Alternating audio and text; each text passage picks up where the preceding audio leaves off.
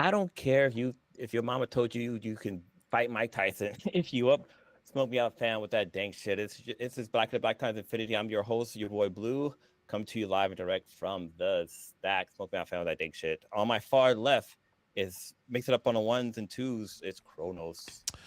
I don't know how a parody site gets bought by another parody site. It's kind of funny. I don't know if we're like in the Matrix or something like that. I know we're definitely in the future where Marty McFly kept fucking his mom. That's what I do know. Yeah, So for something ain't real. right here, and we need to go back Mm-mm. and bring back Harambe or something. I don't know.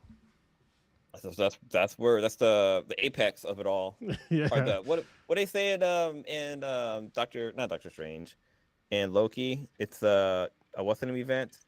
a Nexus event, I think They it was also called. yeah, it's a Nexus event. Yeah, Yeah, yeah. I think it was it Loki or was it Into the Spider Verse? I think they both Nexus kind of event. I'm had their own pretty sure. thing. Well, it's in Marvel, so it probably was Loki because they messed with the timeline a lot. Oh, Ninja, we got your audio. Nope, still don't got your audio, man. Do I got to send the Geek Oh, Squad? Ninja in the void. We can see him, but we cannot hear him. Prodigy is out on the run. I think Zuck is still looking after him. And Stitch is out there doing Batman work, basically.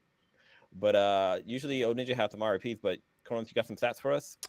Yeah, I do have some stats for all of us and all of you listening. Listener of the week once again is going to be Zor, our boy Damn. Steve. Thank you very much for listening. I need to like, yeah, he finally responded. He was finally the one that took a long time to respond. It was definitely not in the same lunar Oh. cycle. And now I got to respond. I kind of forgot to respond to him. But yeah, he's our listener of the week. We had a pretty good week with listens once again. And in the live chat, there's nobody there yet, but we are live. Yeah, we are. So we're only like a few minutes late, but we're usually a few minutes late. So what do you expect? Yeah. It's Uh, CB time, folks. Gotta yeah, there we go. got it. Killer Frost, the new dad. Oh snap. Congrats. I mean, he's been a new dad for a while, but he's still gaming. There you So go. Yeah. he's, it's all good for Ain't like the slowing first down. like 6 months or so, and then all of a sudden you got to pay attention to your kid a little bit more. They stay awake, Yeah. and gaming kind of drops off a little bit, but it's okay. I have plenty of pictures of me like with Riley sleeping on me while I have a controller in my hand, so you can still get your gaming in. You just gotta make sure you have headphones on. You gotta like have one ear out because you want to make sure your kid's still breathing. Yeah, yeah. Let's see. Yeah, Oninja's he's having technical issues, so we'll wait for him to do the RIPs if there is any this week. Was there any RIPs this week? I feel like there wasn't any. I mean, people die every day. Somebody I mean, died. yeah, I mean, somebody literally just died right now. yeah. So RIP to that RPD. person. Yeah, whoever that was. Sorry.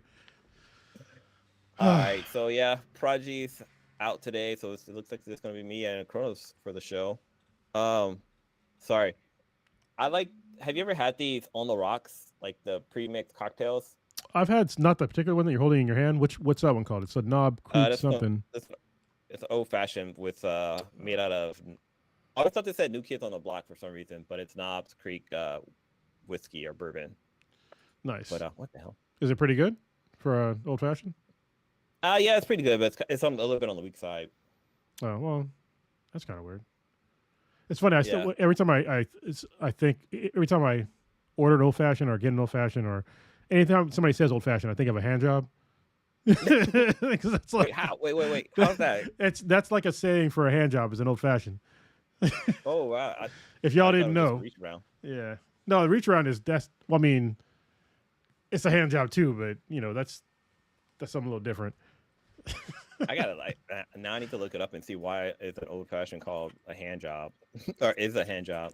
I'm pretty sure that's pretty sure it's what it is. Like, yeah, because that's back in like my Marine Corps days, back when I was a little bit more of an asshole, raunchier, younger, more handsome. It's is it called an old fashioned because they don't like use lube because they didn't have lube back then? I mean, like, you got spit. But, Yeah, I yeah, guess you do, right? it's like not the greatest lube.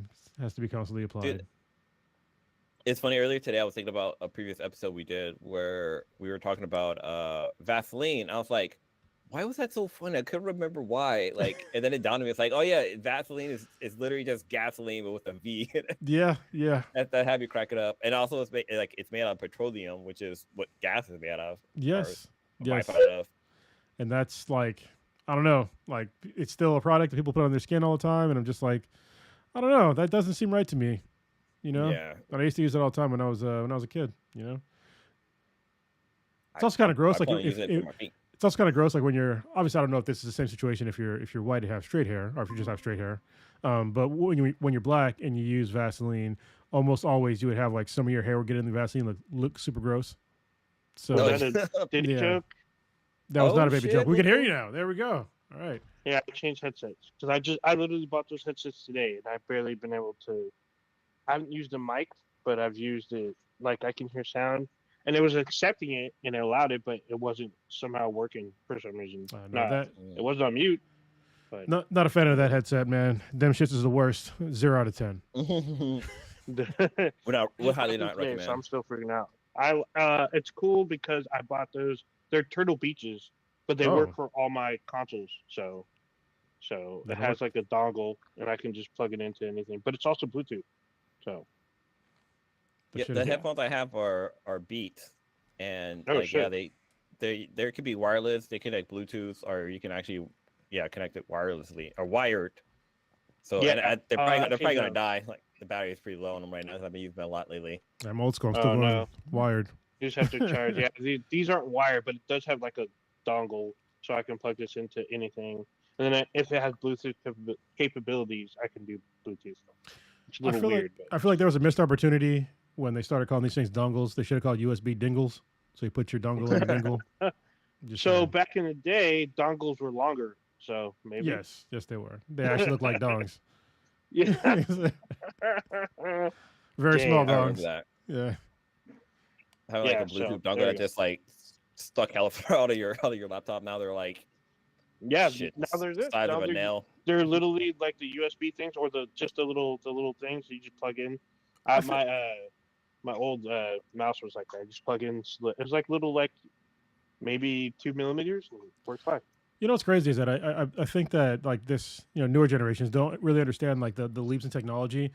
Back in the like when USB came around, it was like most people didn't think it was gonna be like a really big thing. But back in the Hmm. day, there was a different plug for both your keyboard and mouse. There were Mm-hmm. PS2 like these weird fucking circular things, and they're totally separate cables they had to use. It wasn't a USB Different thing. color. Everything was separate. Yeah, different colors. Yeah, Yeah, like even like it was your like pink and green was the Yeah, yeah, colors pink and green or for the ports. purple or lavender and green. There you go. Yeah, and then your monitors were all weird as fuck. Like it went from like VGA to DVI. Then we got uh mine uses HDMI or display mini DisplayPort, and it's just yeah. like to see like all those jumps from like different, Mm-hmm. and then now In everything's a just short basically period of USB time. C. Yeah, holy Oh shit, shit, am I? Yeah. what is going on? Oh, oh, you're in. Yeah, he's Max Headroom now. Oh Shit. dang! Oh Jesus, Oh dang! Does it look like a skull? It looks like a skull on my end. What the hell's No, going you're on? like partially whited out and Oh my, frozen. I think you're stuck in the Matrix, bro. If you're all just listening, Blue's camera just went ape shit. Like, yeah, it just totally glitched out. I think because we were talking about USB, and I was like, oh. Yeah, freaked out. But it's my time to fail. I was gonna say that let me if I stop my camera I'm gonna drop out, but I was just gonna say, so I was working on a project. I was building out this data rack in one of our laboratories. I had to say laboratory because lab just doesn't sound cool. Anyway, so I was connected. We have a VGM, a KVM drawer, which is like a monitor and a keyboard, and you basically just plug it up to your network or like a PC or whatever. And for some reason, like I couldn't figure out why the monitor wasn't freaking working and the keyboard wasn't working. And it turned out that I had the video cable backwards because it had a KVM to VGA cable, but the KVM the KVM looks just like a VGA. So I wasn't paying attention. I was just connecting things, and like that was the reason why it wasn't working, was because one end was orange and the other end was blue, and I didn't realize that I had the colors going in the wrong way. Mm. You know what's even more messed up is all the connectors that Kronos just talked about is on my motherboard for my old um, desktop, which still works. It's Wow. behind me in my desk. Yeah. So in order to bypass the mouse keyboard thing, I had to buy a USB like Bluetooth connector for both my mouse and keyboard Wow. for a new mouse and keyboard. But I still have the old ones. I have them somewhere. I think they're over there. But you had to plug in like the mouse and keyboard, and it was connected into one. It was one cable that split into like 4 I remember cables or that. whatever. I Well, have that shit. So. Remember back in the day when they had you had to clean like your mice. You had to like literally take the Oh, take yeah. the ball out of the ball, mouse take and the then take like a ball out, knife yeah. and clean the fucking wheels off. Like No, I just use air or just like whatever. Yeah. No, like, you had to use a knife. you had to use a There'd be knife. like Yeah, a trail of I- crud on there. yeah, kind of Not gross. for me. I was just like maybe I clean mine frequently because like if it didn't track right, I'd like pop the ball out and just blow and pull. It was usually dust. Pull the dust out and then go back. It's fine. But now like everything's optical, so it's like you never have to Yeah. clean like your optical mice. I mean, really, it's No, just crazy. no, and you can use any surface now because back in the day you had to use like a mouse pad. Oh yeah, Yeah. you If you had use to anything use else, that. either it didn't work or it didn't track. It didn't track correctly. That's wild Yeah. shit. And here we are now. Nowadays, it's funny because I was thinking about this. One of my favorite movies to like love because it's super cheesy is the movie The Big Hit, right? Oh, yeah. So the Big Hit, and the Big Hit part of the story was about the main guy. He had an outstanding videotape, and like the whole part of the movie is about like this guy at the video rental store that kept calling him because they had late video, and like how he's collecting fees and stuff. I'm like, dude, this show's like a wannabe blockbuster, and like that kind of shit's no longer existent. Like, really, I mean, yeah, there Mhm. might be a couple, and like random U.S. places It's like for the it's most part, Oregon and everything's streaming. Alaska. There's like 2. Yeah, but nowadays mostly everything's streaming. Yeah. Like you get anything from anything with the internet connection, you can pretty much get anywhere, anything you want if you know how to do it. Dude, Yeah. the Big Hit has one of my favorite quotes of all time. Is by Crunch when he goes, "I said lanolin, not this aloe vera bullshit." He was trying to find Yeah. fucking lotion because this guy. Oh, let me just give a backdrop. So in this movie, this guy, he's a grown ass man, and he never jacked off a day in his life, and he jacks off one day. Now he's just trying to find like the best lube to jack off with, and it's fucking hilarious. And they're all hitmen. So yeah, Yeah, it's the funniest shit, and it's funny because the sub story or the B story in the film was about this whole video store, and there's this huge fight at the video store, like this huge fight, and there's a part where the two guys are fighting, and they go to the part where it's like video renter of the month, and it's Crunch. There's a big ass picture of Crunch, yeah. like that shit's so funny. That actor's I also love the that actor's picture. name is also known as Evil Dave Chappelle. So Yeah. There's a fish in there. Fine. yeah, Oh well, I mean, if you watch the Halo TV series, he's in that. He's like one of those rejected Spartans with the fucked up hand, but he's pretty awesome. And that movie's fucking. I love that movie because it's like probably the last movie Avery Brooks did. I think, Hmm. and it's fucking awesome. It's fucking amazing. Dude, I'm It's- like, I like went to look at the movie. I'm like, oh shit, I do remember watching this now. I've seen it a dozen times over because it has like big stars. I mean, it has Mark Yeah. Wahlberg, Lou Diamond Phillips, Hakeem Woodbine, and Antonio Sabato Jr., who was like, I guess he was a model turned actor, and has Yeah. Avery Brooks, Christina Applegate, and Elliot Gould. I forgot the other lady. She's who was like, that? Who's like the Asian well-known. chick? There was an Asian chick in Oh, there. that's China Chow. That was like her Yeah, film I debut. remember her. Yeah. China Chow. She's literally the daughter of the guy who started Mr. Chow's nationwide Chinese fucking franchise. So she's in like 3 movies her whole career, I believe. But she's hella awesome. It was a great movie. Yeah, 'cause I've seen it a like- dozen times. I was looking at the pictures from it, and it showed her. I was like, why does she look so familiar? Like she looks like she kind of looks like a mix between Sarah Silverman and Lucy Liu a little bit. China Chow. I mean, Yeah, I I don't guess. know. Like back in the day, I'm like looking at her image, but I don't know, but she was hilarious in that film because I guess that's her first movie. But she's fucking awesome. So dude, it still trips me out that Lou Diamond Phillip isn't Mexican. Like the Is he fact that native? he's like Filipino. Oh, he's he's Filipino. Filipino. He's Filipino? Oh, that must Yeah. fucking that's wrong. even. That's Well, yeah, even- just because that's he awesome. played La Bamba and like some other Latin movies. He was also in the Law of the County, or what was it called? Not Stand By Me. What is it called? It had. Let me look. I have to look at. I feel The like I one gotta, he plays like he plays like a Latin gangster, and like it Was takes it- place in East LA. oh, was it Blood and Blood? No, it's not Blood and Blood. What was the? I think I know what you're talking about. I have the actors, like the actor who plays the teachers, and like he also the actor in the movie that plays the teacher also was Selena's dad in the movie Selena with Jennifer Lopez.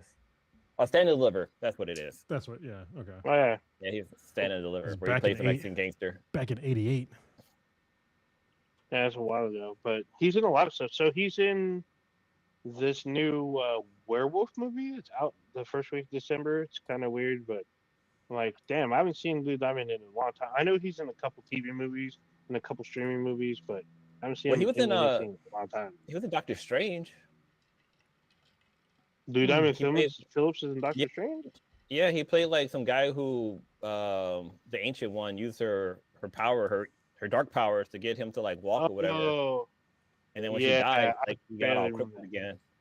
I barely I remember. mean, it was a small role, but you know, it kind of helped lead Doctor Strange to the path of the Ancient One, or whatever her name was. Was it Ancient One? Yeah, she's an Ancient One. She's awesome. I love the big hit. Yeah. Oh, she's in a few movies actually. She stopped acting like a while ago. Looks like it, but Yeah. whatever. All right. Let's where we want to go first. There's a lot of stuff that happened over the last week. I think one of the main ones was probably the Tyson Paul fight. Yeah, Did y'all at least attempt to watch that? I watched it. I watched the entire thing. It's like the first sporting event I watch in like I don't know, like 6 or 7 years. Yeah, I watched it. It Yeah. was. What's your take on it? I'll let you go. You're the sports guy. You're the. Yeah, I'm a fight guy, I guess. Yeah, it was interesting. I think in retrospect, even though Mike Tyson is 58 years old, Mhm. and it was at fucking midnight, so and he was Basically. he had an injured knee, and I know he had some serious health complications like 4 months ago. I still think that he was pulling his punches in the fight. So yeah, there was a couple times where like his body automatically started reacting, and he had to like literally pull his punches. Mm-hmm. So yeah, I mean, do what you got to do for a paycheck, but yeah, I don't want to see something like that again. I want to see him fight like kind of for real. You know, actually, I don't really want to see him really fight at all because he's fucking 58. Yeah. You know what I mean? I want to see him retire, be happy, and smoke a whole bunch of weed. Because I feel like he had to get into like a really serious sort of shape for this fight, do all this promos, and it didn't seem like he was really enjoying himself during the lead up to it. And yeah, I mean, I didn't think that. I'm an aging athlete, okay? So let me just be perfectly honest. Like when I have to roll with somebody that's like 20 years younger than me, which I do frequently, it can be a challenge, you know, unless I have way more skill than they do, which I'm a purple belt, almost a brown belt, so most of the time I do. But you know, if you're a purple belt, my same rank, and you're 10, 20 years younger than me, like you're gonna be faster than me, you're gonna have better reflexes than me. I have to rely on like my skill like a lot to like beat somebody like that. Like I have to put them in positions where I know I can beat them. And yeah, like you lose a step as you age. It's like Father Time is undefeated, so that's why I didn't really give Mike Tyson like a real chance to beat. Was it Jake or Logan Paul? I forget what their fucking Jake names Paul. are. Jake Paul. Yeah. That's why I gave Jake Paul a chance to beat him, was because he's younger. I mean, he could his gas tank 100% is gonna be better. He's gonna be able to And he's it gonna be showed, too. faster. Yeah, he's gonna be faster. He might not have as much power because power is like one of the last things that go. Old man strength is a real thing. It really is. I can say from experience. But yeah, it's a shame that what I didn't like is that Jake Paul had the opportunity to fight a legend, and I don't think he really appreciated it that much. I think he's fighting all these people that, first of all, they're not boxers in their prime, or they're not boxers at all. And the one time he fought a guy that was a boxer around his same age, he fucking lost. So he's not fighting, people that are at his same skill and age level. And I feel like he's like a vampire for these people, just like using them to make money. And yeah, they're making some money too, but I mean, he has to do that because Build up. if he fought somebody like his actual skill and age level, it'd be like a mid tier profile. It wouldn't be for a title. He's in no title contention. He's not even. I don't think he's even fucking ranked by any boxing organization because he's fighting people that aren't even ranked. So this is all just for pure entertainment. Go ahead. Have any of his fight been like actually like boxing official like sanctioned match, or have they all been like I guess some people would call some of his fights kind of gimmick fights because of the fact that he's not really fighting real boxers. Well, they're all sanctioned, right? So they all have like I forget what they call it. But there's different sanctioned fights for boxing. So if you're gonna box, you have to have like to get like a referee and all this shit. Like you have to have a sanctioned fight. Like you have to pass like physicals and all this shit. There's a lead up to it. So they are real pro fights, but they're not really. They're not really like because he's not fighting to go up the ranks in boxing. Like he's not fighting anybody that's anywhere near contention except for I forget the one guy that he fought that he lost to, but because he was actually like a pro fighter, he was actually like coming up through the ranks too, like for real. But yeah, everybody else is like YouTuber, MMA fighter, old boxers, it's like yeah, he lost to Tommy Fury. Yeah. Back in 2023. Yeah, and that's go ahead. Won 8 rounds. Yeah. I mean that's to be expected because like he's his Tommy Fury's brother is the former heavyweight champion. So yeah, I mean that's to be expected. I expect every single notable professional actual boxer that trains in boxing exclusively that is not over the age of 35 or 40, really 40. I expect him to lose like 75 to 80% of the time to anybody that's like that because his boxing, yeah, he's a pro, but he's not like his boxing isn't spectacular. It's kind of mediocre, and I think he would get a lot better if he fought people that were actually in their prime professional boxers. Yeah, so that's my opinion. But I mean, he's making money, so who am I to say? I'm sitting here making YouTube that makes hardly any money. So, and I'm a computer guy by trade. So, yeah, one of the interesting things was like the whole coming to the stage part. Like Jake Paul had like he was on like a low rider and like all these people around, blah blah blah blah. But Mike just came out just on foot, walking straight to the ring, and I thought that was interesting. But at that point, it just seems like he wasn't into it. He's like, it seems like he just wanted to like go home and like sleep, I guess. But and I just that because I think I heard rumors that like he was gonna come out with Eminem and Eminem's gonna like wrap him to the stage. Like I was hoping he would have had like more props when he came out to the stage, but just kind of him just walking out there and like that was it. That's the way he's always been. He's always been like black hoodie cut off, arms and just walked out, and he was like really no nonsense. Like he didn't have any fucking frills or anything, and that's what was crazy. Like back in in the 90s watching him, or really in the 80s watching him come up because he was like the fucking boogeyman. He would just come out no frills and just knock people out like so viciously. Wouldn't even hardly say anything for a long time. And I remember people got mad at Mike Tyson. Like to watch these fights, you had to pay for it. They had this thing called pay-per-view, right? Yeah. And like these matches were like $65, and this was like back then it was like 40, 50. So they still have pay-per-view today.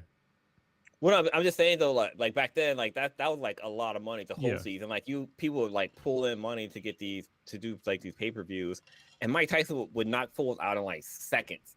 Yeah, people would be mad. Be like, "Yo, I want to like watch a fight." But I mean, it's watching him knock people out was fun, but like people paid all this money for like 10 seconds of footage. Like it was crazy back then. And I think what was great about Mike Tyson, back in his heyday, back before he kind of went a little off the rails, back before Cus D'Amato died, was that there's a lot of boxers out there that people, especially now, or even just like fighters in general, where you watch some of these fighters that are like, considered the greatest of all time, and people watch because you wanted them to lose. Like John Jones is a perfect example. John Jones, like a Floyd Mayweather. Like people watch their fights now because they hope that they're going to lose because everybody wants to see like them get their ass kicked because they're kind of like dickish people. But Mike Tyson, he just, he didn't talk a lot back then. went in and just fucked people up, and people just wanted to see people get fucked up, and he delivered, and then but then again, after Cus D'Amato died, he got into drugs, he got into like lions and tigers and shit, and just started doing crazy stuff. But I think if he would have stayed focused after Cus D'Amato died, he would have been kind of like the new archetype for boxing champions. Because before that, he had like Muhammad Ali, who was like very, boisterous, huge personality. He had George Foreman, who wasn't like, huge personality, but he's fun. I wish you had like your Sugar Ray Leonard. I used to love watching him fight. Yeah. But watching Mike fight, man, he was just, God, especially the way like he moved, he was because like that peekaboo style that he had, like I had never, I was obviously at the time I was very young. I had never seen anything like that before. Like the way he was moving with his hands always up, and the way he would just like move his body like back and forth and kind of like duck in and like come in and just smash people and like uppercut people like almost out of their goddamn shoes. It was crazy. Do we have a guest? Hey Sebastian, no, he can't hear us. He's always who was that? Yeah. He's always he's getting big, so big. Blue, you know what's crazy? I was going through like my old Google documents, and I still have my best man speech for you. My Google documents. Oh, you do? yeah. That's cool. I need to go back and stuff like that. But kind of jumping back to Mike Tyson, like this whole peekaboo thing, like they captured that in his game, Mike Tyson Punch Out. Yeah. And like that was like his signature move, because he would like his move was uppercuts. Like he would hit you with an uppercut and just your head would fly off basically.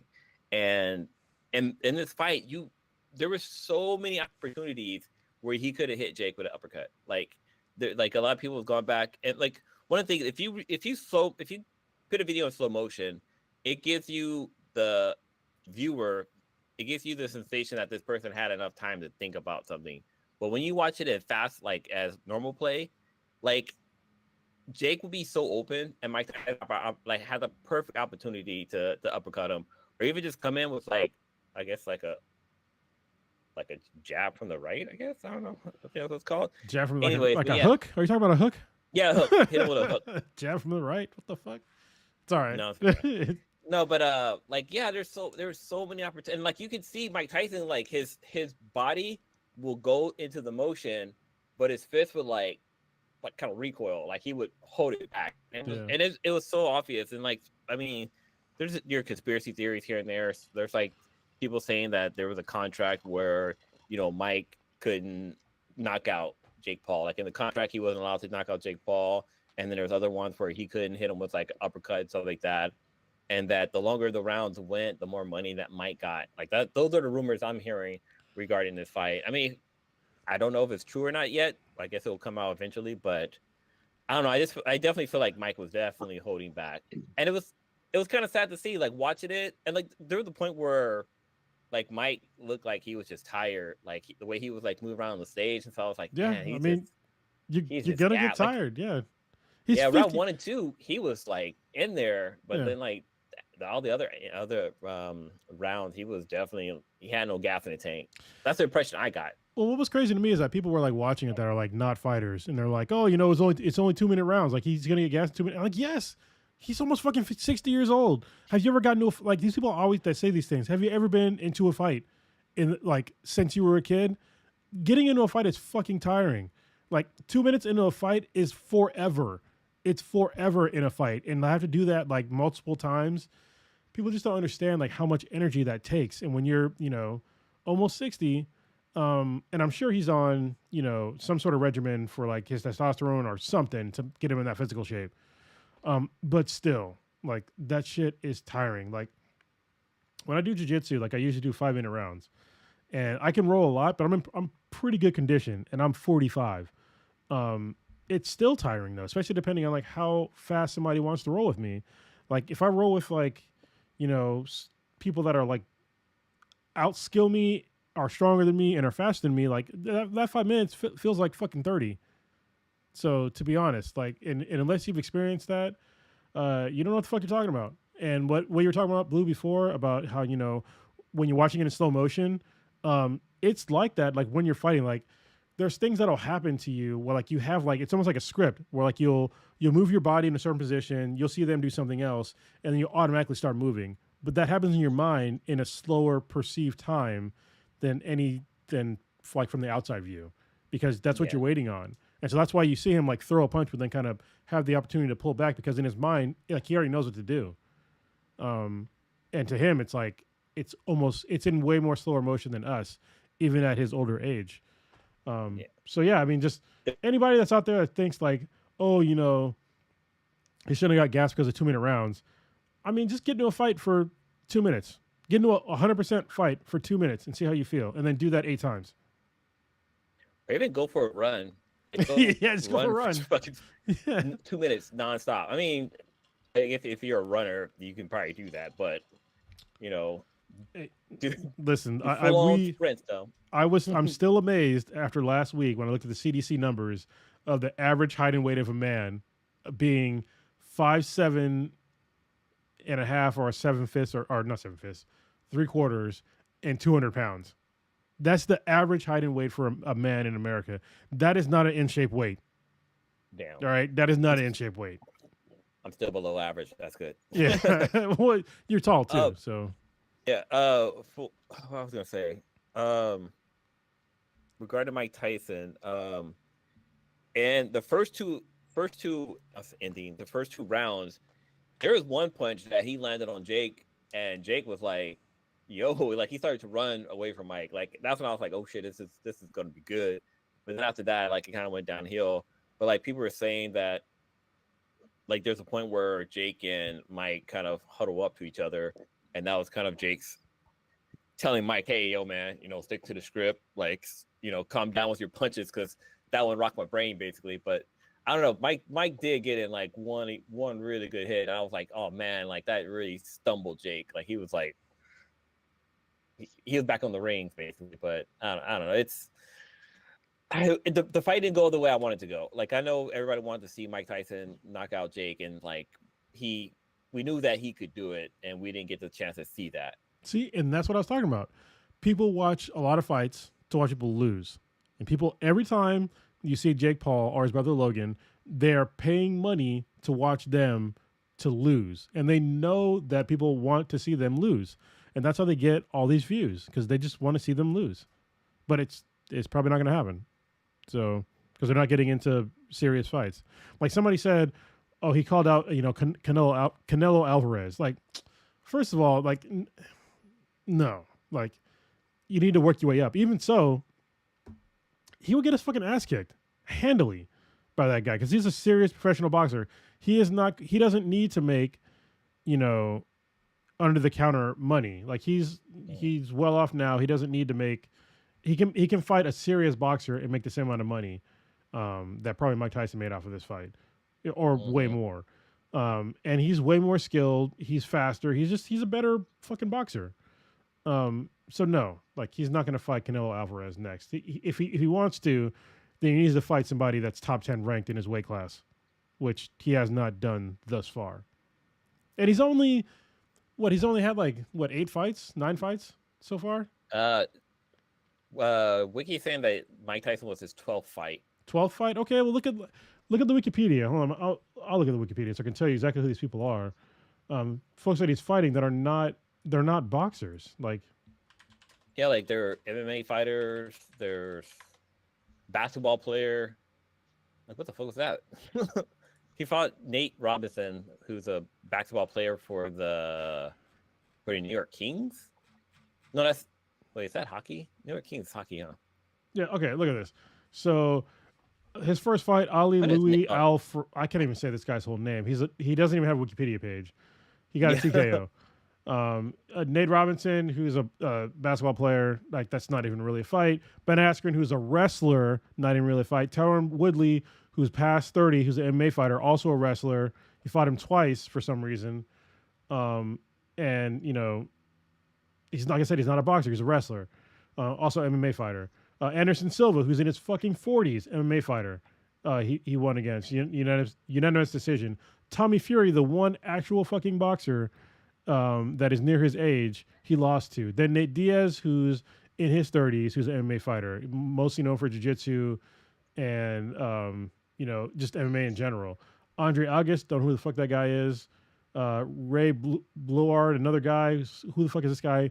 Mike Perry, who is a bare knuckle champion, but he fought him on short notice.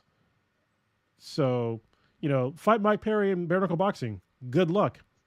Honestly, good luck. And then he fought Mike Tyson. So, yeah, these are all guys that are just like, these are very unserious matches for the most part. So, yeah. One thing I want to talk about. I mean, I know you're going to talk about another thing regarding the fight, but why did Netflix have to show Mike Tyson's ass? Like, what the fuck? Like, when they were interviewing him, Yeah.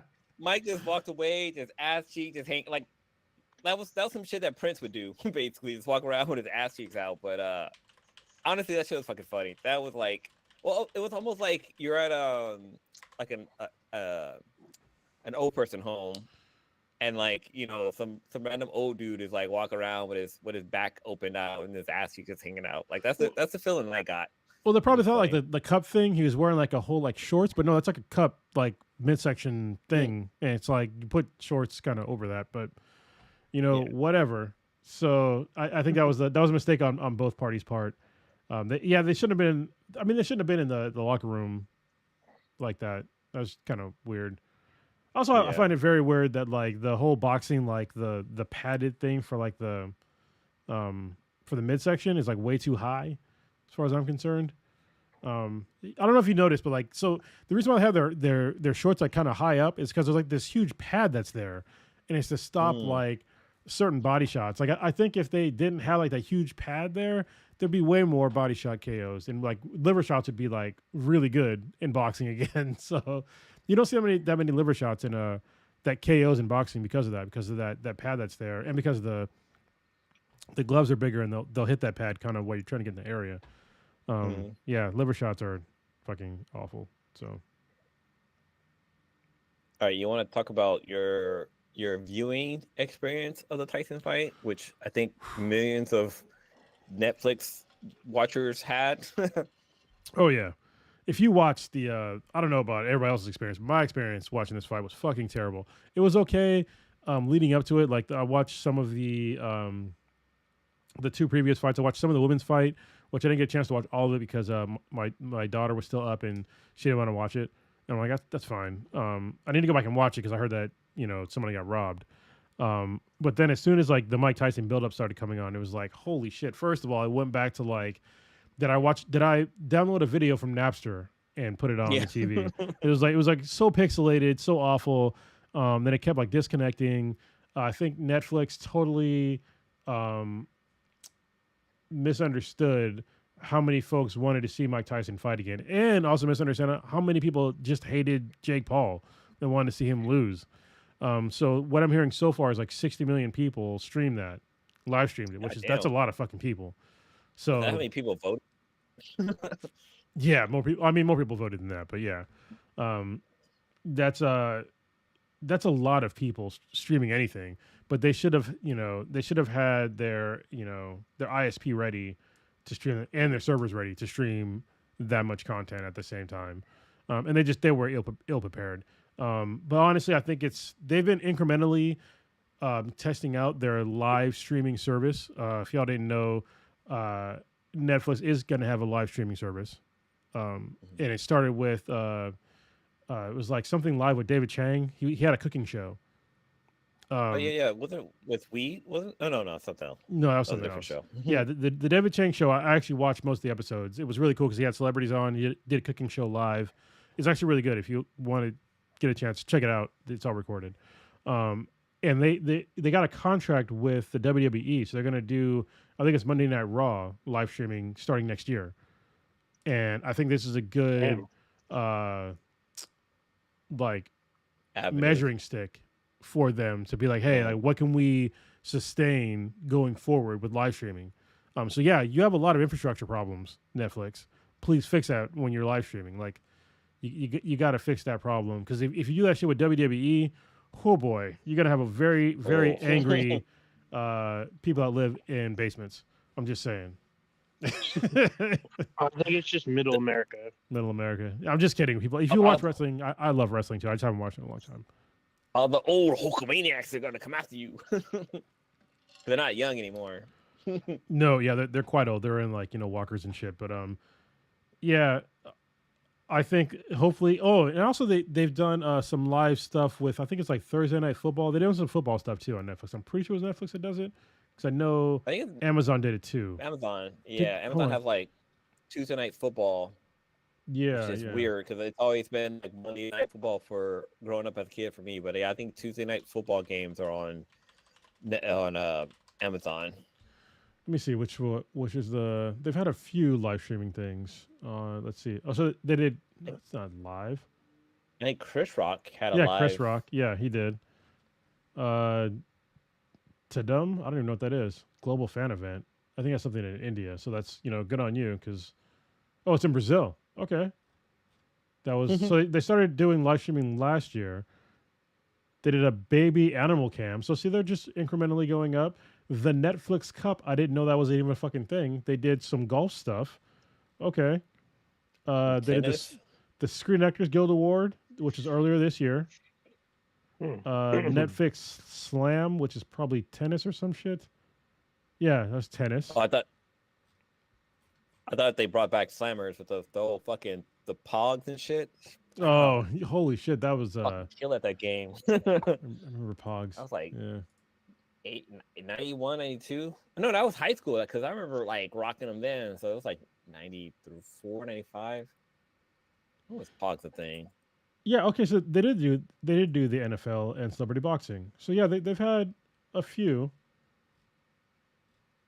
Yeah, they just got to fix it.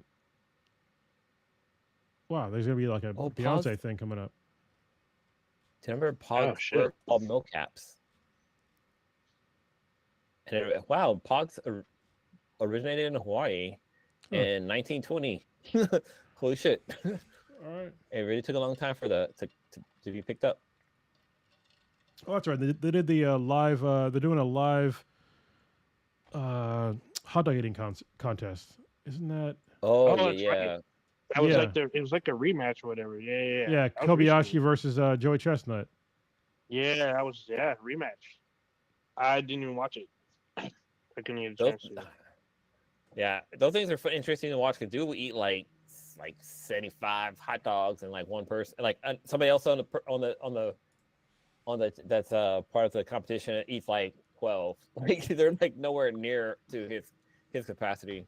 No, because they eat. Was it? It's like 5 to 10 minutes or something. They eat like 50 or something. It's like crazy, or more. Yeah, it's like way more than you Weird. probably should eat. And like I actually I watched a video of Joey Chestnut like talking about like what they have to do to like eat all that stuff and like how they have to prepare for it. And yeah, it's just it's crazy. They're basically like pro athletes for eating. Oh yeah, they're Yeah. considered competitive eating athletes. There's this lady in San Jose. She's like 5'3" and like 90 pounds. Like those are like a few years ago that was like her legit like stats. She was like, and I guess she was in the World Book of or Guinness World Book of Records because she could eat 3 times her weight. She was a competitive damn eater. shit. You cannot eat 3 times your weight. Elephant. Apparently she could. Well, at least in competition, she wasn't doing it like. Oh, often. Ninja, She you did it during cannot. competition. Oh, Ninja, you cannot eat 3 times your weight. Wait, hold on. Let me You see. that's literally impossible. If she's 90 pounds, she cannot eat almost 300 pounds worth of food. She would literally fucking explode. Maybe a third of her weight? I mean, even that's a lot. Like, that's a lot of food. Like 30 pounds? Yeah, 'cause I was Yeah. like, That's a lot of food. It is a lot of food. what animal out there eats that fucking much? Like I was thinking like a gorilla or a fucking sperm whale. I don't know.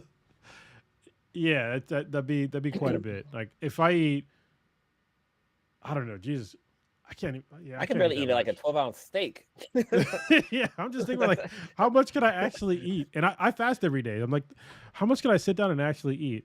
If I ate like 5 pounds of food, that'd be like a lot. That's a for me. lot. That's Dude, like- 5 pounds like for me would be like a kidney? lot. She'd eat a Like lot. kid meat, maybe. Because I remember like as a kid eating like a whole pizza, like a whole medium pizza, like no problem. Just Yeah, but that's not now I not can, 5 now I pounds. can like, now I can eat like 3 slices, and I'm like, okay, I'm done. Yeah.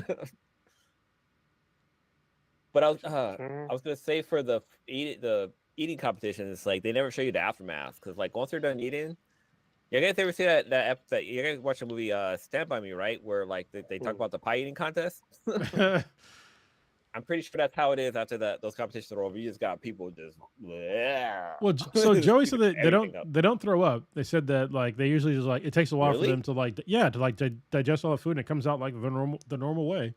So they just Oh, damn, shit it man. all out. It just like they have to like literally just like rest and like wait for it to all like digest, and that takes Wow. it takes a while for all that stuff to digest. I So thought they were just upchucking it, but if they're no, pooping it no. out, their poops probably like the size of a toddler because damn toddlers poops are fucking huge. Bro, oh my god, yeah, God damn. yeah. Where's this My person Like at? my kid like breaks records. I swear to God. yeah, my youngest has clogged. She used to clog many a toilets, and I'm just like, I have no idea how that came out of your body, like without screaming and Yeah, I'm- like, Me yeah, neither. There's like a portal or something like that. Like the food they're in their bottomless hole, but then that bottomless hole just empty yeah, out of them. Whew, yeah. Crazy. Anyway, that was gross. we went to talking about people throwing up to kids pooping. yeah, yeah. Kids pooping. Hold on. Is this her? Is this Sonia Thomas? Is this her? Yeah, you just Google like how much can somebody eat. 'Cause yeah. it cannot be like 3 times your weight. Like it can't. Like Google AI just told me like no, it is extremely dangerous and not recommended to eat 3 times your body weight in food. Doing so Yeah. likely leads to severe health complications, including stomach distension, internal organ damage, and potentially death due to overwhelming stress of your digestive system. Good Lord. Yeah, This because like person- I've always hear stories of people like rupturing their stomach from like overeating. Yeah. Which So this person Damn. I'm looking at, because it looks like there's more than one. There's this woman, Sonia Thomas. This is hilarious. So she's known as part of the leader of the 4 horsemen of the esophagus. That's fucking hilarious. That's great. That wording. is Yeah, great. I mean, she's got a couple feet here. There's actually a few. What the fuck? Where's hers? So I guess she beat, and I guess they had a hamburger contest at the Nations. Oh no, when was this? Doesn't say, but she, You said you talking about Sonia Thomas? yeah, Okay, where so she ate 56 burgers, yeah. 67. Yeah, that's wild. so you're shit. probably Trying talking to about see if the active consumption rate is like a measurement that they have of how much fresh matter can be consumed at a given time, and her active consumption rate was 832 grams per minute. So, but that there's still a limit on that. That you can't eat that much in perpetuity, because like eventually you'll get full. Like how much is 832 grams? Hold on. for 10 minutes. Apparently, these are 10-minute contests, I guess. This is wild shit. Pounds. This one's 12 So minutes. that's like 1.8 pounds. So yeah, per minute, and there's 10 minutes. That's a lot of fucking food. a lot of food. Yeah, but it's nowhere near 3 times her. maybe it was 3 times the average. Maybe it was Yeah, 3 times the average. I read it, but Yeah, then oh my god. I watched. I was just checking out the chats, and Papa Bear had talked about liver shots sucked, and I watched a video earlier of an MMA fighter getting hit in the fucking liver, and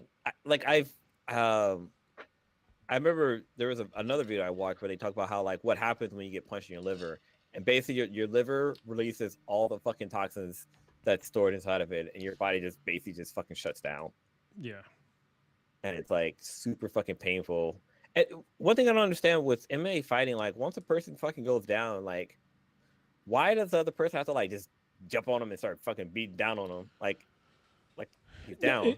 No, it's because sometimes they're not. I know he can get back up. So you're supposed to in MMA, you're supposed to fight until the referee pulls you off or they verbally or physically tap. So that's the thing.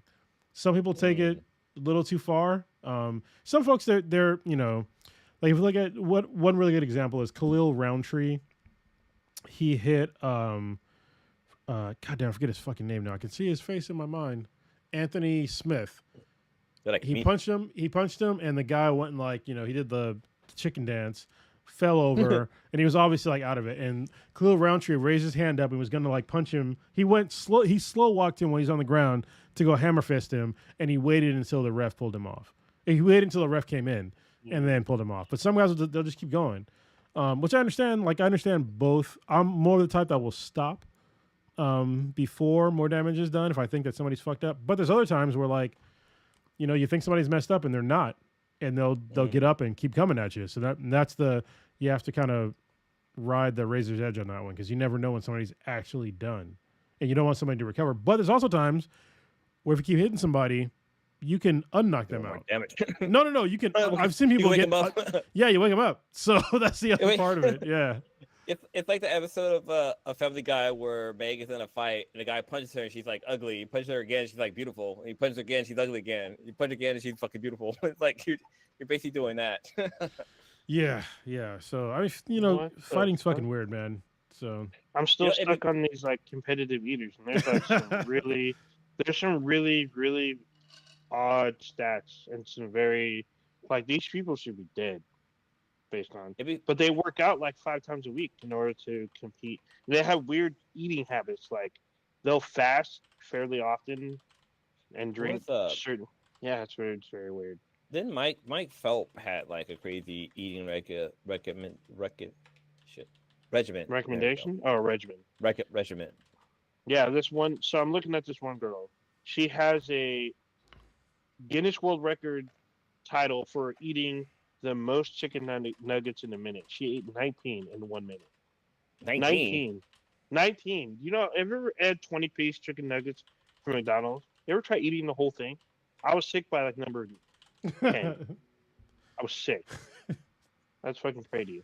She has this other world record where she ate a burrito in 32.35 seconds. So I guess how big was the burrito though?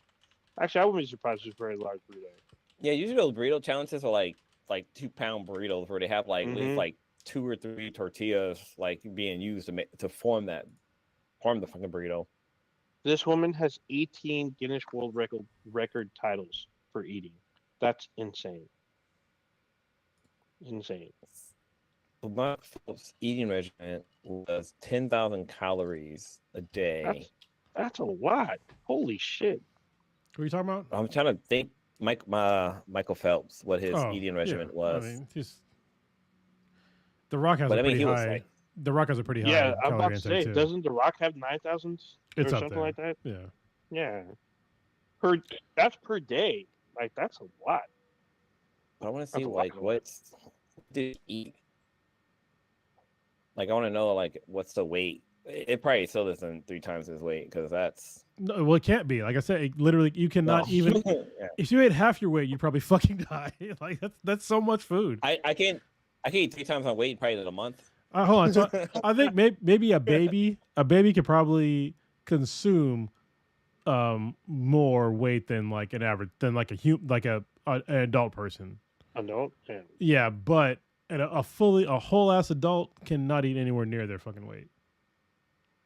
Actually, I don't even think a baby can, because I mean, because they're mainly just drinking milk, and I'm thinking of my son, because he would drink like a couple of ounces per session, probably like 6 ounces or so, 6 to 8 ounces. Well, I was thinking about relative to their actual weight.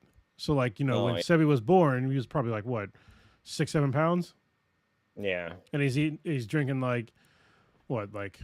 probably 4 to 5 bottles of milk, maybe. Yeah, they're like some sort of milk. 6 to 8 ounces. I don't know how much that is in pounds, but yeah, it's got to be at least 1/7 of his weight, right? Yeah, because it's a pound is 16 ounces. So yeah, I mean that's it's a Probably make third with weight. yeah. It'll get close Yeah. to his weight. I see. Yeah, I see what you mean. Like, yeah, Yeah. babies do probably consume more food than the average adult does. But they have to because they're growing so fast at the time, you know. Oh But yeah, they're whole ass adults that we ain't fucking growing, so we're not burning calories like Mhm. that. Like nobody's like, you know, eating 7 pounds of food and then running. You know what I mean? Mhm. Because that's basically what babies are doing when they're growing. Like they're burning all those calories through just growing. Wait, And hold on. adults they're not growing anymore. As adults, I mean, we are growing. We're just not growing up. We're going out. I'm not growing out. Well, I've been steady weight for the past fucking 7 years. I'm just saying, Well, almost 8 years. just I like guess. just like Garfield's little round globe Yeah. belly. Mhm. So that's where you grow. You're going out, not up. Yeah, that's why babies are always constantly shitting and pissing because it's like you know they get rid of all that food like so fast, but we're not Yeah. babies. So it's all the stuff their body didn't absorb in time. oh man, All right, I don't miss those days. Wow. Oh, man, I'm so glad he's getting used to like pooping in those because when he would go in his diaper, like we would just like because it was regular poop at this point in time, Yeah, and like we just like roll it into the toilet, so you just flush it down. yeah. You can ball it up, but then like what are you gonna do with that? Just flush Yeah, it down like, the toilet. You know But what, yeah, Diaper Genie? those little balls. Yeah, Oh, we have a diaper genie, but like, yo, that's a full poop. It's not all, the same as a yeah, baby all, poop. yeah. All of a sudden, your Diaper Genie's like fucking 10 pounds pulling it out. It's Yeah. like what the fuck? Yeah. But Wow. because the toilet's right there and the diaper genie's there. The Yeah. diaper would go into the diaper genie, but the poop would go into the toilet. Yeah. But yeah, they would clog the toilet. Like they were so. All right, that was gross. Sorry, y'all. Yeah. Like, Anyway, where you guys want to go now? Uh-huh. Should we talk about Train Your Dragon stuff, the whole info war, or should we do some little Dan? goddamn, Dan and Dan is depressing. I need to grab another drink before we talk about Dan and Dan. Because holy shit, that's in my feels. I haven't seen any of this shit. It's funny because it's on Netflix. It's on, I think, everything. You just Yeah, need to fucking it's for all. just watch it. It's on Disney Plus. Like you can literally Yeah. watch it on Disney Plus because It's it's part of because, Hulu. Yeah, it's part of Hulu. I was just about to say. So it's like I said, it's fucking everywhere. I haven't seen any of it, but now that it's going out, I can literally catch up in like a weekend. So Yeah, yeah, I so want go to ahead. talk about Venom. So I feel like, Oh my god. you're the only one to watch Venom, right? Because I haven't. Yeah, I haven't- I saw Venom. All right, go ahead. I'm gonna grab a drink. All right, Talk let- about Venom. Okay. This is, Wait, this is- did you see this too, Blue? or I no? haven't seen video. I kind of don't plan on watching it because the first Venom just left a really bad taste in my mouth, and the second Mhm. one just took a dump in my mouth. So I was like, I'm not gonna God watch this one dang. either. Well, did you see the second one? Yeah, it was what could happen? Let There Be Carnage. Yeah. I watched it. Yeah. Wait, did I watch it? The one with What Woody the fuck Harrelson. You know what? I did not watch the second one. The first one just ruined it all for me. Yeah, I haven't watched the second one. Was the second one good Second one's compared to okay. the first one? Okay. First one's better, 100%. Okay. So, yeah, and this one just follows that trend. I mean, Venom let The Last Dance. So I saw it 2 days ago. It's Mm. just like it's just weird because like okay, so it features Null, right? And that's like the first person you see in the film, and then like they don't really give too much backstory. They just say like he's trapped on some world, and like he needs a codex to get out, and so he sends these little minions or whatever. They look like the creatures from what's the movie with Chris Pratt and Yvonne Strahovski? Is it the Tomorrow War? It looks like those. Oh, yeah, Except they don't, Yeah. except they don't really have eyes. And so he sends them out across the universe, and they're looking. And it's also funny because when we see Eddie Brock, he is at the end of I guess Spider-Man: No Way Home, where he's stuck Yeah, in 'cause the he, MCU. like, Yeah, because Yeah, he he's like in a- teleports there, right? Because the whole Yeah, he's wish. in a bar. Yeah, he teleports. He's in a bar, and he's talking. He's literally talking about Thanos because he's asking the bartender about purple alien and these stones that he's about. And he's like trying to tell the guys, "Oh no, aliens don't give a shit about stones." And And he's like, dude, he like the guy, purple guy, he made my family disappear for 5 years. He's all, dude, that's weird. He's all, aliens like eating brains. You don't give a shit about that stuff. Then the portal opens up and sucks him back into his universe where he was. And then like, I guess Venom kind of, actually, he's kind of laissez-faire about shit.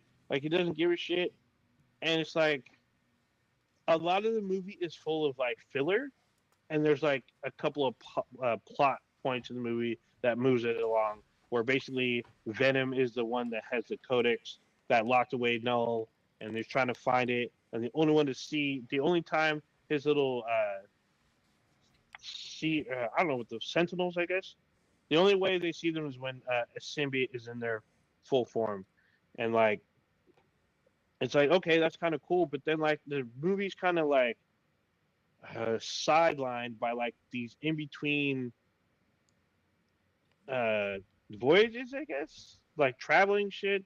Because like they're trying to get to New York because they want to see the Statue of Liberty, referring to Eddie and Venom, and then like the Sentinel comes and tries to fucking kill him, and so Venom gets spooked, and he's like, oh, like Null can't be released. We put him there for a reason.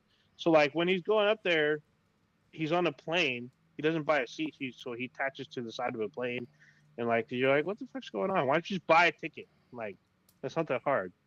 Well, I guess because they're fugitives, but it doesn't seem like they are. But it's just like Also, I there's mean, like if it's singing and free, shit. why not? Yeah, I guess, but like there's a part where he meets a family on foot in like I guess they're like in between because it starts in San Francisco. He's like on his way to Vegas or whatever, and they're trying to get to San Francisco. And he meets like the guy. He plays like I think he's Otto Hightower in House of the Dragon. It's like him and his family. They're super hippies, and they want to see Area 51. So on the way there, they fucking have a sing along, and then this is like a fucking I don't know 8-minute fucking scene where they're singing and shit. I'm like, what the fuck? What's happening right now? They're singing. It's funny to me because they're singing Major Tom. Because to me, Major Tom normally isn't a campfire song, but like as much as I'm talking about it, it seems inconsequential. But it feels that way in the movie too. Like, what the fuck does this have to do? I mean, I guess they kind of bond with the family, sort of, but it's literally like 8 minutes of them singing, and like, yeah, he's talking to Venom on the way or whatever, but it's just kind of weird. And they go to Area 51. There's other symbionts held there. I guess like they've been collecting symbionts across the planet or some shit. They hold them at Area 51 underground, and like the symbiote from Let There Be Carnage. I guess his name's Toxin in the comics. He connected to the police officer in that film, and so he's like freaking out because he's underground, and he's like, "Well, Null is like looking for us, and one's getting close." And he kind of tells the humans what to do and what to expect. Basically, he's gonna wipe them all out, but does say how? I guess it doesn't matter. And then like the Sentinels are looking for all the symbionts. They find them. They start like chewing them up and shit. And so like Venom basically kind of sacrifices himself, sort of. But it's just like at the end of the movie, I just like didn't care. Like I didn't care for all the singing. There's like a dance number in the movie. Like what the fuck? I feel like they're Like, doing like that. They went kind of Joker, you know, the yeah. Folie à Deux or whatever the last one was. Maybe I haven't seen Joker Folie à Deux, but I know there's just kind of weird because like, so the lady who's in all three films is Mrs. Chen. They're like landlord or whatever. They see her in Vegas and like Venom's all happy to see her because he really likes her. So he's like, oh, we should dance. Oh yeah, so like, we should dance. So they have like a little dance number. I'm like, what the fuck is this shit? Like what the this fucking stupid. It was stupid. Like I don't know. The movie was just kind of like if you have a desire to see this film, severely wait for streaming. Like I know it's available for streaming now. It's like $25 or some shit to rent it. Wait till that shit's like fully streaming on fucking Wait till it's Netflix free. or Wait till I pay yeah, for it. like it's like your $14.99, or if you got it with your mobile carrier, you got it for free. Just wait till then. I don't recommend spending money watching this movie. Like it has great special effects, great action scenes, but actually story and plot is very lacking. Like there's a lot of like filler stuff between the good stuff. Like when it has plot and stuff, it's actually pretty solid. But in between the plot, like scene to actually move the story along, it's just bullshit. In between, it's like what the fuck? Like I spent money to watch this, and it's just like it's kind of weird. It's kind of like I feel like they lean a little bit too much into the comedy, a little bit, and it's not really that funny. But I don't know. The one thing I will say though, this is definitely props on Tom Hardy because he spends a lot of time talking to himself. Obviously, like behind the scenes, even though he's talking to Venom, he like has great reaction and great like rapport with like someone who's not even fucking there. It's basically CGI. He pulls that off very well. Um, but just like the story as a whole was very, very lackluster. The graphics were great. Like there's really cool simians that you see, but we don't get names, we don't get backstory. They just come in and do cool shit, and then like some of them die. The ones that survive, you don't know shit about them. Like I know, what was the King in Black storyline? Like you see some of the characters from there, but you don't know shit about them. If you didn't know that it came from a comic, you wouldn't know shit about this movie. You wouldn't even know who Null is. That's very weird. Um, it's kind of interesting. They got Andy Serkis to be the voice of Null. I think he might mocap them. Actually, no, he's all CGI. Never mind. He's just a voice. And Andy Serkis directed Let There Be Carnage, which is also kind of weird. But I think something I just saw. I didn't. I mean, it makes sense that it happens, but oh god, the name just slowly slipped my mind. The actor that plays Eddie Brock also does Tom the voice Hardy? of Venom. Tom Hardy. Tom Hardy, yeah. He also does the voice of Venom. For some reason, I don't know why I thought they were two separate voices or like a different voice actor does the voice of Venom, but it's Tom Hardy doing the voice Hardy. of Venom as well. Hardy. even more kudos to his acting, like credit to his craft. Like he really sells it. But the problem is he's a good actor in a bad movie. So It would be funny if he does like his Bane version of fucking Venom, like you might have been born in the darkness, but I'm fine. Yeah. I can't even hilarious out. But Did I'm looking at the box Yeah. office numbers, and Venom, their budget was 116 million, and Really? worldwide they made 856 million, which is that's that's really good. Yeah, I mean it's getting close to Yeah, a billion, right? for the first one. The second Oh, one, first same one, yeah. budget. Well, let's look at opening weekend because I feel that's kind of more important because, I mean, Venom came out in 2018. For them to get to that 800. I feel like Venom would do better overseas, to be honest with you. Yeah, because domestically, yeah. Okay, let's look at. Well, we'll look at the domestic numbers. So for Venom 1, the budget was 116 million. They only made 213 million, which is they almost double their money. Venom 2, it was 110 million for a budget, and they only made 213. So You're talking about domestic, right? domestic, yeah. They basically it's them. They're the same. Yeah, Yeah. they're like. But internationally, domestic- they'll make way more. We Yeah. made 500 million. Yeah. Which Yeah, is a see? huge drop from the 8 million or 800 million. And Venom Last Dance, 110 million for the production budget, and for domestic they made only 128. So they're barely making their money back. And then worldwide it's 437 million. So they are making a profit, but yeah, I mean they'll make their money back because Venom's a popular character. However, it's not that good of a movie. I barely thought the first one to me was just barely scraping by. The second one I watched because of Woody Harrelson because he's amazing, and like he was wasted in that film. He was severely wasted, So, and they waste the character too. So as you were talking about, waiting for it to come on streaming, and I was gonna make a joke about waiting for it to get on LimeWire because then you can get computer aids while you got it. So I decided to look up like what's going on with LimeWire, and it's a AI chatbot now. oh Oh. shit, is it really? Yeah, I go to I- LimeWire.com and I was just like, holy shit! All right, Yeah, I think AI LimeWire probably has a lot of info on me. it's an AI studio. They can make free AI art for you. Free? All right. Yeah. So yeah, it's a chat assistant, bot, AI, whatever. So there you go.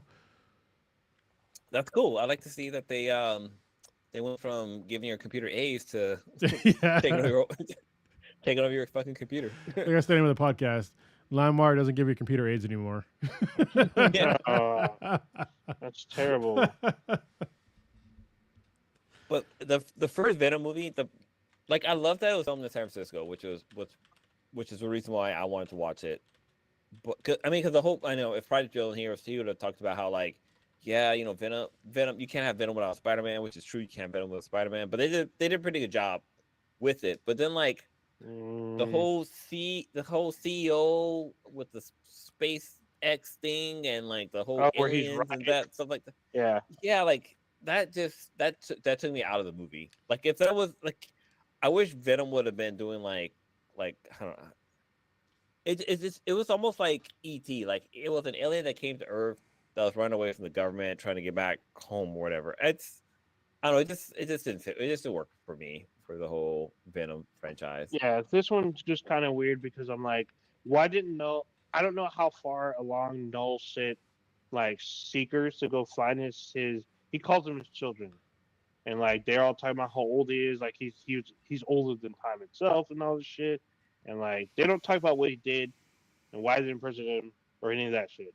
But um, hopefully Sony lets Disney Marvel pick that character up and like do him proper justice because he just sat there in this weird chair and this weird lock like the majority of the movie. Well, I I mean, mean, you don't get anything about him. You don't know shit about him. Null in the comics, he spanned like multiple. He was like basically like a Thanos level villain. So In he this fucks a in lot of this shit movie, up. he's not. In this movie, he's not. And I guess they could fix that No, I later on mean, because he's still no, in I mean, prison. hold on, no ninja. God, rewind the tape, man. So when they first introduced Thanos, like he was just the same exact thing. Like it just showed a picture of him on a throne, Mm-hmm. and then they like led up to Thanos. But like when they first introduced Thanos, he was not like they didn't make it seem like he was like a real threat until he fucking snapped and half the universe was gone. But that took like multiple Yeah, movies. yeah, and I'm hoping that this is just his first appearance and we see more of him later. If not, they wasted him. So Oh, I mean, hopefully, I think it's a possible bridge. This is me being hopeful. A possible bridge to the MCU to bring the Spider Verse into the MCU. Besides just Well, Spider Man. I mean, they kind of played on it with the whole No Way Home, where Venom was snapped into Tom Holland's Spider-Man's universe, and he left like a piece of the symbiote, and even the symbiote knew that Parker Spider-Man because like he looked at the TV screen or some, I guess, some weird shit like that. But I mean, it's the formula is there. It's just that like I don't know. It just I don't know how it's all gonna work together. yeah, it's also weird because when in the beginning of the movie, where Eddie Brock is in the bar, when he gets pulled back, he's in the same bar with the same version of the character, but he's like different. He looks more rugged, or like time has fucked him up. He has like longer hair. He looks all like fucked up or whatever. So probably we'll see him in the MCU. Not the bartender, but like Null and some of these other characters. We still got another. I guess they call it Venomverse movie coming up. Literally, what next month with Raven. So we'll see how that goes. Oh, Craven. Okay, gotcha. Yeah, that one looks pretty. I Okay. mean, looks interesting. So Yeah. Okay. Mm, So kind of going back to the beginning of the podcast, we were talking about like old fashioned, and Kronos had mentioned how like, did you oh look yeah, every up time hand we jobs, Blue? Did you look up hand jobs? I did, and the content that came up Careful. wasn't. I should have had my Safe search on. laptop in discreet mode Oh, or it's all bad. Yeah, it's incognito. been incognito Should have mode. it should have been incognito mode. Oh But yeah. so I was like I looked it up and I kind of moved away from it, but I actually went back to go like I was like, oh yeah, what was I looking up? And the old fashioned thing originated with South Park. Yeah. South Park was the one that originated, and like I went back to watch the video clip, and it's with okay, I can't remember which character it is. If it's Kyle or Stan. It's Kyle, the one with the blue beanie with the red ball on the top. But yeah, Is it like Kyle's dad? the dad is like the mom and dad goes off to the room, and he's talking about how he's all stressed out, and she's like, oh, Yeah. I know I could try something, and like, oh, you give me that old fashioned like. Yep. So yeah, the whole old fashioned hand job thing is it probably originated from South Park. So yes, it does mean a hand job or a handy J. If Handy you're, J. Just saying. But yeah, don't if That's you look wild. up old fashioned and hand jobs, you might not like what you get. Let me Wow, put it there. that's some wild shit. There's a lot of old fashioned that shows up. Old people Yeah. Like with what? the full bush. Oh, man. With the hippie bush. Yeah, Damn. that Wild was shit. a thing. Mm. Oh, wait a minute. Somebody did something. There was a noise that happened just now.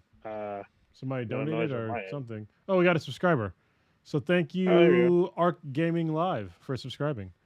We appreciate we it. go. Oh, nice. Maybe just me. No, it's all of us. I We all know that. appreciate it. I It's didn't know all that. us. I didn't know that was a thing. I thought we only got like bling bling Oh, before we shit. get money. He's all, Um, maybe it's just me. That's hilarious. it's I when love we it. get I guess it's when we get subs love it. or super chats. It's the same noise, so I have to Mm. like look. So thank you. Mhm. Oh, cool. Honestly, Thanks for Uh, subscribing. I have to say, it's been sort of a journey with YouTube Shorts. Has been kind of weird. So supposedly YouTube Shorts. I'm gonna go somewhere here. Don't worry. YouTube Shorts is supposed to be like up to 3 minutes with the videos, but it's really not. They're like uploading videos into Shorts has been really weird for this channel for some reason.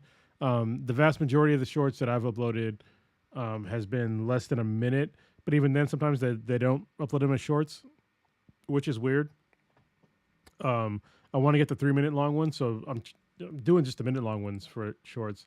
But we've gotten like a lot more content because of that, a lot more viewers because of the shorts. Yeah, because like a YouTube short video does so much better than any other video on YouTube. Like it's insane.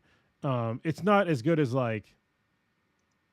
Actually, no, it is. It's better than the actual audio version of the podcast of a short video, because like we get I would say we probably get like 50 times more views on a single short than we do on like the live stream. Mhm. So I mean, it's crazy. and we're in the age of the ADHD kids, so Yeah. a minute short grabs their attention and they move on to something else. well, I know that Um, like the platform probably will be going away pretty soon, but like I was thinking like we should create a TikTok, or I can't remember I think Bluebird's the next one, or I know Bluebird. Oh, Bluebird's a new one, I guess. I just TikToks. heard about that. I heard Well, no, Bluebird was is a newness. no Bluebird is a new Twitter. Yeah. because Bro, the no, previous oh owner- god damn it! You're about to get so many people angry. It's Blue Sky, and we're already on Blue there. Sky. Like, That's what Bluebird. it is. Hold I was on. like, I know So just for Bluebird, those of you Blue who Sky. don't, is it Bluebird? So It's Blue Bluebird Sky. is actually a compiler for those who don't know. So Mhm. and So- it's free. Yes. So Blue Sky, one of our, I want to say Scribe. He's an artist. He got us on. He gave us an invite to Blue Sky a while back. So thank you. We're already on there. I was going to discuss it with everybody else on the podcast about leaving X. Because if Oh. y'all didn't know, there's a mass exodus for X because of some Yeah. recent. So apparently, there's a new terms of service with X. So if you post anything on X, it can be used in AI, and kind of like without permission, because I didn't really agree to this. They're just like kind of going back in time and redoing their terms of service to make it seem like this is all okay. But I don't like the fact that AI can be used to like use any of our content without our permission, kind of like retroactively. So I would like to leave Twitter. I don't know if Really? y'all are fine with, yeah, because Yeah, I'm down. I'm like one toe out the door with my Twitter. Like yeah, I mean, in our group chat, I posted how to delete, like completely delete your before, because you can't just cancel your subscription, or not subscription, but in your usership, or cancel your usership. Like there's a lot of stuff you have to do in the back end, like delete your old data and this and that, and like actually delete your passwords too, because if you go onto, like, say if somebody send you a link to Twitter and you click on it and it takes you to like your browser on your phone or whatever, and you have like your password saved in there, it will log you back into Twitter and it will reactivate your account. So there's a bunch of different things you need to do to get rid of Twitter, basically, or X, or where the fuck it's called. Twitter X. Yeah. But no, like I'll kind of jump back to the shorts. Like, yeah, I know. I think it's called Lemonade. It's for the TikTok equivalent that's going to be coming out soon once Twitter's gone. I but mean, you mean not once Twitter. TikTok is gone? Yeah, once TikTok's gone. TikTok's on the chopping block. Yeah, but TikTok, this is already like it's almost like the fucking Matrix with TikTok because this is their probably like I think like third iteration because it used to be called like Musically, and then before that it was something else. No, so hold on. So before TikTok was something else because it's called something else in China. It's called TikTok in America, and then TikTok bought Musically to get music rights because Musically had music rights. That's how you got all the music shit on TikTok. So, more complete story. Gotcha. Okay, I thought Musically was. I mean, I remember them being acquired, but I thought they grew into being TikTok.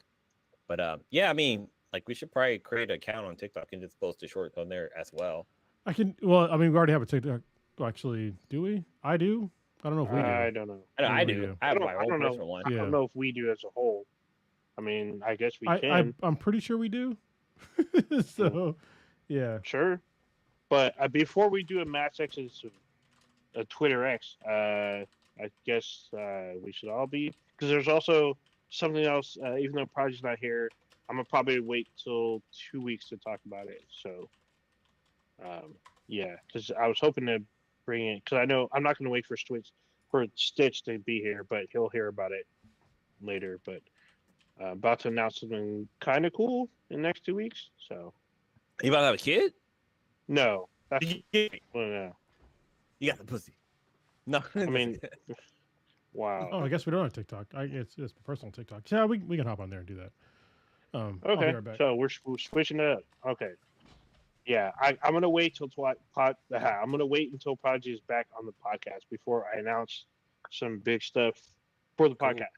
So I'm pretty sure you guys will love it, and I know you guys are probably forgotten about it and bringing it back. So What, 2 weeks, I think big announcements.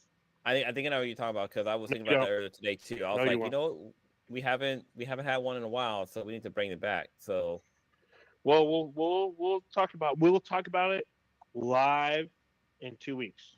yeah, 2 weeks will be live, and it'll be great. It's gonna be great. You guys don't know. If it's what you're talking about, it's something that we haven't had on this podcast since the pandemic. A while. Yeah, and I was like, literally, I was driving to work today. I was like, you know what? We haven't had it in a while. We need to really bring that back. In a while. Yeah, when we're buying it, don't worry.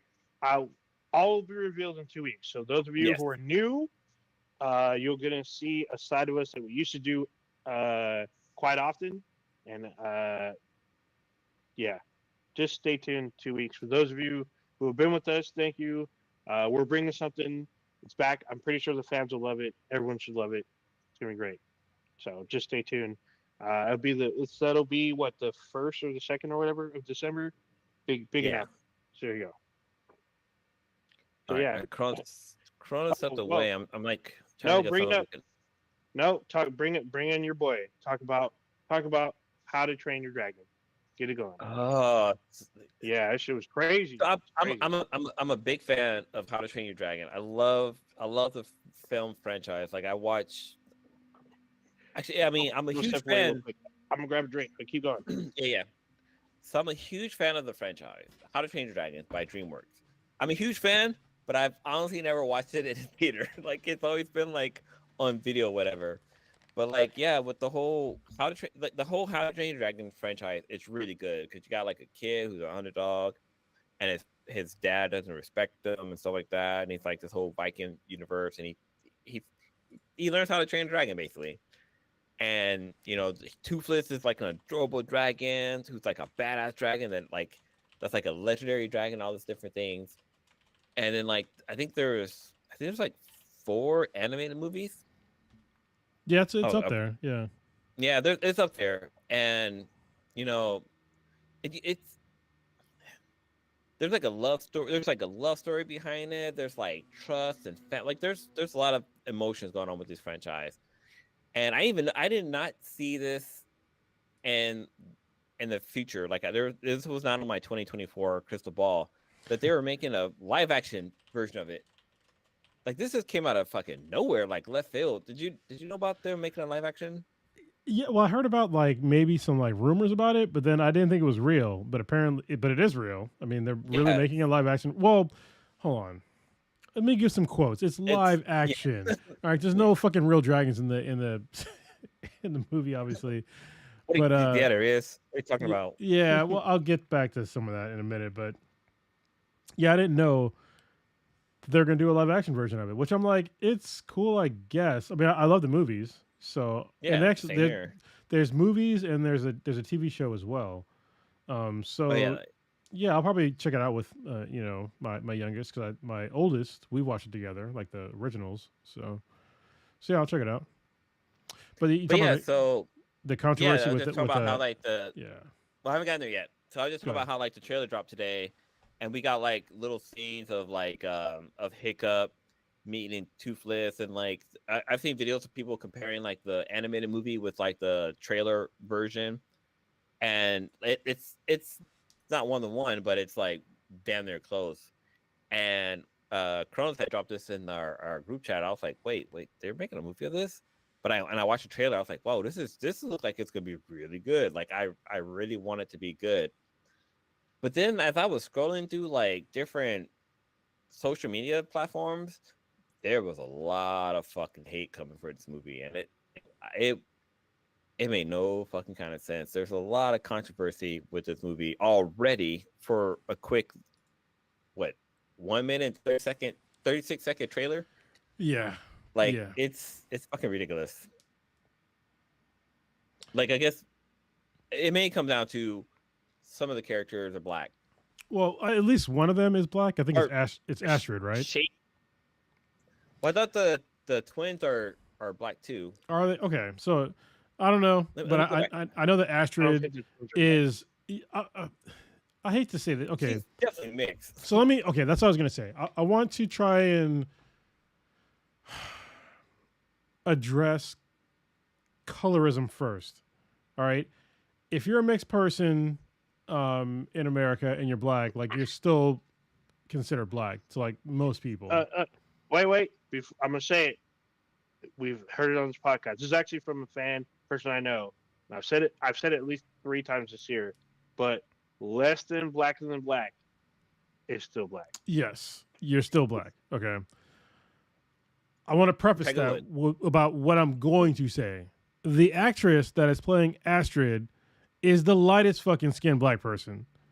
So, like, and that's not, I don't want to diminish her blackness. I'm just saying that she is not, No, I mean, I'm light skinned, you know? she's a beautiful young lady. She is. Is that, is it Zoe Saldana's So daughter? she is Nico Parker. She is Oh, she was in, Sandy. She's in The Last of Us. yeah, the The Last live of Us. action. Yeah, yeah. So she is Oh, also shit. the daughter of Sandy Newton. Danny Newton. Okay, that's Oh, yeah. She okay. looks exactly like her mother. Yes, she does. So she is like, she is as light of a black person as you can get. Oh, pretty much. And people are still mad. And I want to remind everybody that want to say, oh, there were no black Vikings. Motherfucker, there was no dragons during the Vikings times either, because dragons don't exist. So shut the fuck up. Like it's a fantasy world. Black people can exist in fantasy worlds. Listen, if Gods of Egypt had white people in it, then How to Train Your Dragon can have some black folks in it. So just please stop it with your fake bullshit outrage, because it's people are still going to watch the movie. If you don't want to watch it, whatever. You're probably a whole ass adult that's not going to watch it, which you know, it doesn't matter. It's not for your you're not in the target audience. And if you teach your kids not to watch it, then you're just teaching your kids racism. So thanks, asshole. Yeah. I want to address this particularly because there is a particular Twitter X user who's gotten literally millions of views and responses because she has been very, very adamant about how Nico Parker should not be in this movie, and because it's mainly because she is black, and she's just like, well, there were no black Vikings, you know, this is blackwashing like history, and we're like, well, people have told her, well, in history, there's no fucking dragon. She's all, I know, but Vikings should be white. There shouldn't be any dark skinned people. And she literally posted 2 videos that doubled down, and she pointed out one part, I guess comparison. She says that if Tiana from and the Frog was a white person, people would be upset. She was white. And Tiana, like I've the never original seen story- Princess and the Frog. Fine. So I have no so idea look, about Tiana. So Prince Princess of the Tiana. Frog is based off of a book, and Disney Mhm. made her black. But Did white they in change a the setting fucking- to the Bayou? Well, yeah, like Prince and the Frog is like I gotta look and see what the original story where it is from, but Disney added a twist to it to add it into the fucking Bayou and made Tiana black. Like this person That's does awesome.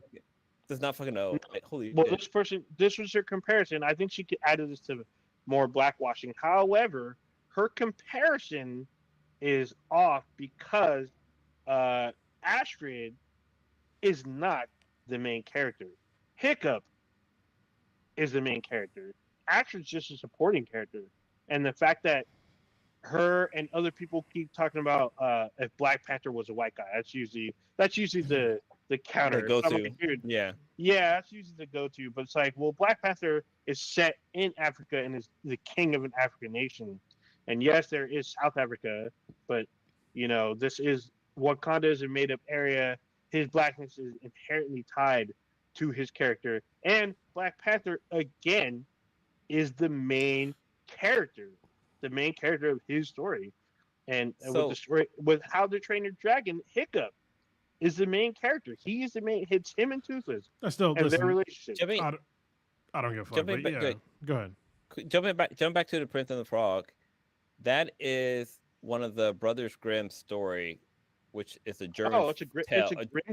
it's a grim fairy Yeah, tale. well, the Grimm the Grimm version is called the Frog Prince or the Oh, Iron Henry, but it's a German story, and German people are Caucasian, so yeah, Disney made her black, but So just so we're clear, there are black people in Germany. Just FYI. yeah, that's true, but But not back when the Brothers Grimm were writing books. I'm just saying. Yeah, It's true. still, whatever. People just, they get so caught up only when it's black folks.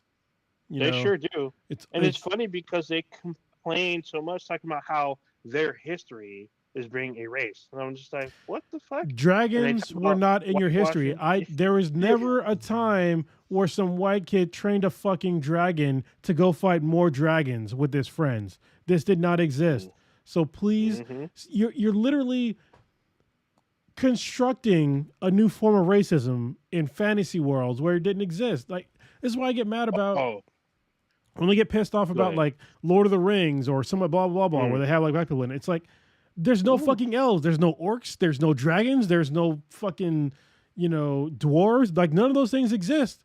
Yeah, no problem with that. Bruh. But all of a sudden, somebody has some extra melanin. Oh, they couldn't have possibly existed because apparently fantasy worlds are only for white people. Like, and- do you and understand? apparently- There's a whole like folklore with black folks too. Like we have our own gods and our own fantasy worlds and shit like that too. Like, I mean, come yeah, on. not only that, I think people seem to forget because 100% disclosure, none of you motherfuckers were alive during that time. Neither were we. Well, Nobody you, was you, there. you couldn't have And been it's alive during that time because these are fantasy worlds and they didn't actually fucking exist. That's true. That's true as well. And people from Africa, the Middle East, they could easily travel to Europe, or at least to Germany and what used to be Transylvania and these other European countries. They could literally travel by horseback and easily get there. It's not like they didn't have means of travel. In fact, these people traded with each other. People seem to negate that or forget that or whatever. I have no idea. But this is almost as bad. Like Corona said, the whole Lord of the Rings thing. Oh my God, the backlash for that was fucking crazy. I literally read a guy. He was a conservative author. He said the fact that there were black elves and black dwarf, it took him out of the story. I'm like, dude, there's fucking orcs and shit, and fucking orcs don't exist, and fucking elves don't fucking exist, but yet that they're black, all of a sudden that takes you out of it. And he kept saying this fucked with like European history because this is part of their history, and like, dude, it's fucking fantasy shit. Like you're fine with purple fucking elves and shit, and people with fucking 3 sets of titties, but all of a sudden they're black, and now it takes you out. That makes no sense. No sense. Yeah, At I all. mean, there's I don't want to be an asshole, but there's more black people than little people in real life. I mean, I'm just saying. just saying, it's just really weird. But No anyway, hate, back no to- hate on little people. I'm just saying. no, just to bring it back to the Twitter person. She's like, she goes by like Disney. I think she's like a Disney Molly or Molly Disney or something like that.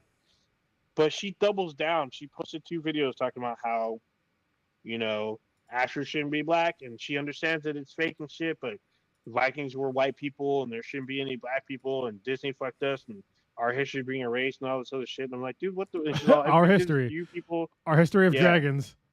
Yeah. That- we definitely Dude, trained but those she's like, dragons.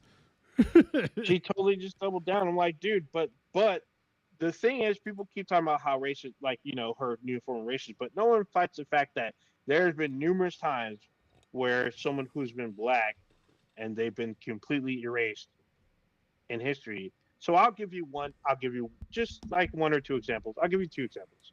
Actually 3. I'll give you 3.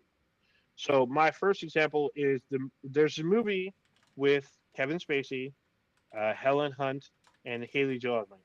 The movie was called Pay It Forward. This movie was up for Academy Awards. I think it won a few. The movie is based off a book.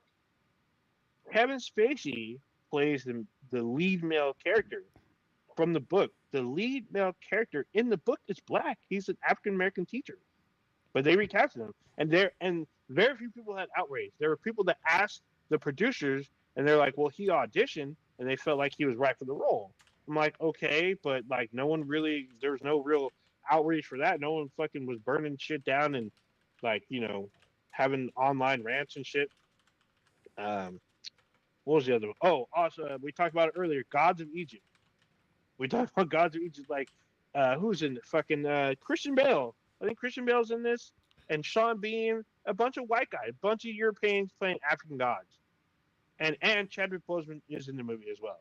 It's kind of funny, but still, this is like all make believe and whatnot. They're all supposed to be deities, but this is all, most of the gods were white people in this film. Any movie based on the Bible that was American made has the wrong colored skin tone in it. You might say, "Oh, they weren't black," but they definitely were not Caucasian. White. They white. weren't. Like I was gonna say, like, after you went off also the third story, I was like, you also forgot the most important one is the Bible, because Yes. Jesus.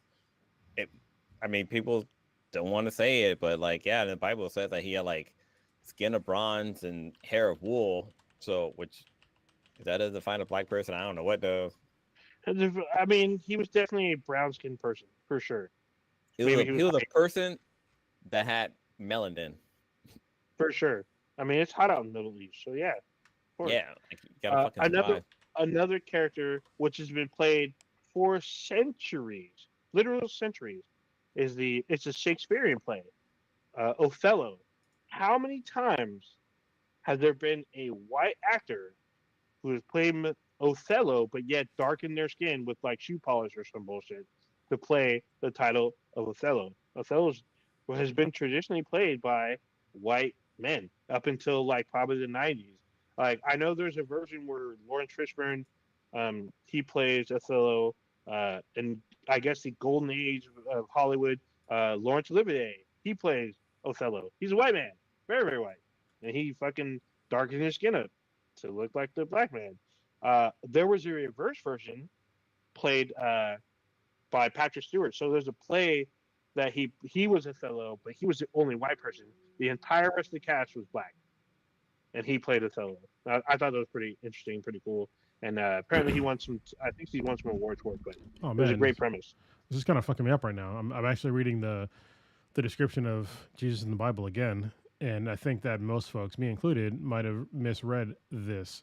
So if you go to Revelations 1:14 through 15, Jesus Christ in the King James Bible, it says, describing Jesus, his head and hairs were white like wool,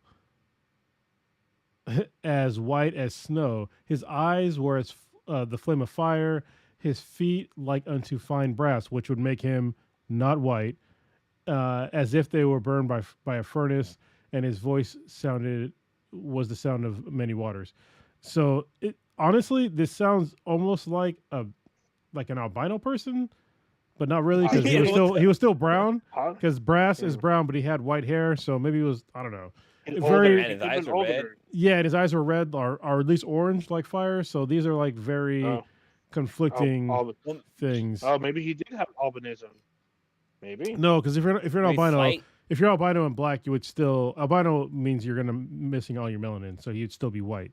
He would look white. The actor who played the villain in Black Lightning on CW, because he was black and he had albino. That's awesome. You know what's awesome about that guy? He's a music producer. He's awesome. Yeah, he's awesome. Well, it's weird. It says like his hairs are white like wool, because I mean, wool comes in many colors, which is kind of strange. Most people think of wool, they think of like the curliness of it. It's funny because I was gonna wear a different sweater, because I have wool sweaters, but they're a different kind of wool. They're not itchy, and they're all black.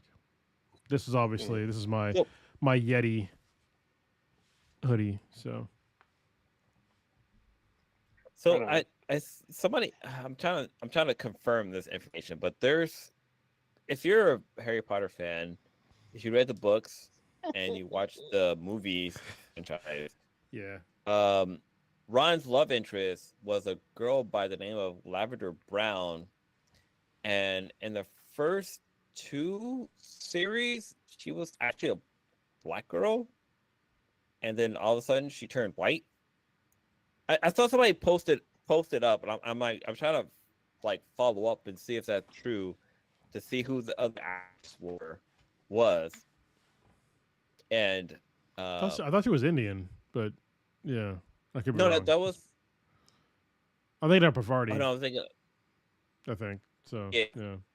I'm trying to see like if that's true or not, because I'm on the Harry Potter wiki. It doesn't say like there was another actress that played her role.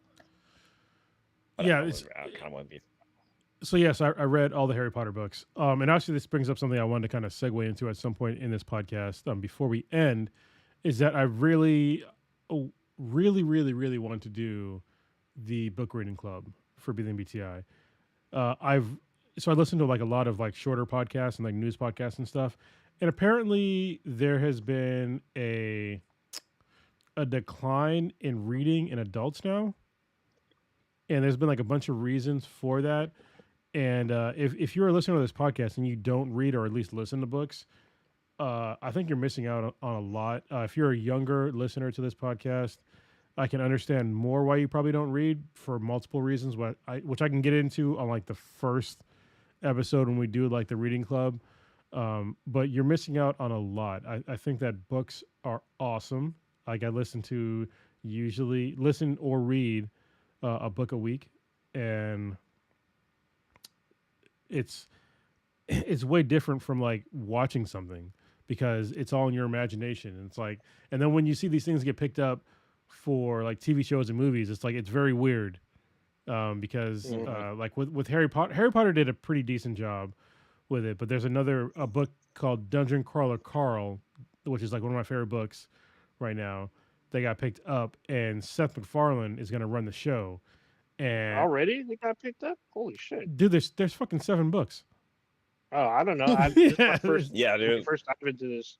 I didn't do that much. There's a lot of books. There's a lot of them. Okay, but I mean, obviously, Matt Dinniman, who's the author, he not that he turns them out like quickly, but I mean, he's been at a pretty good pace.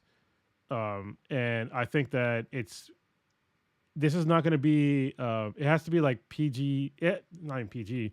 It's got to be rated R, like no matter who does it, because it's got to be gory. It's got to have some really fucked up shit in it. It's got to be dank.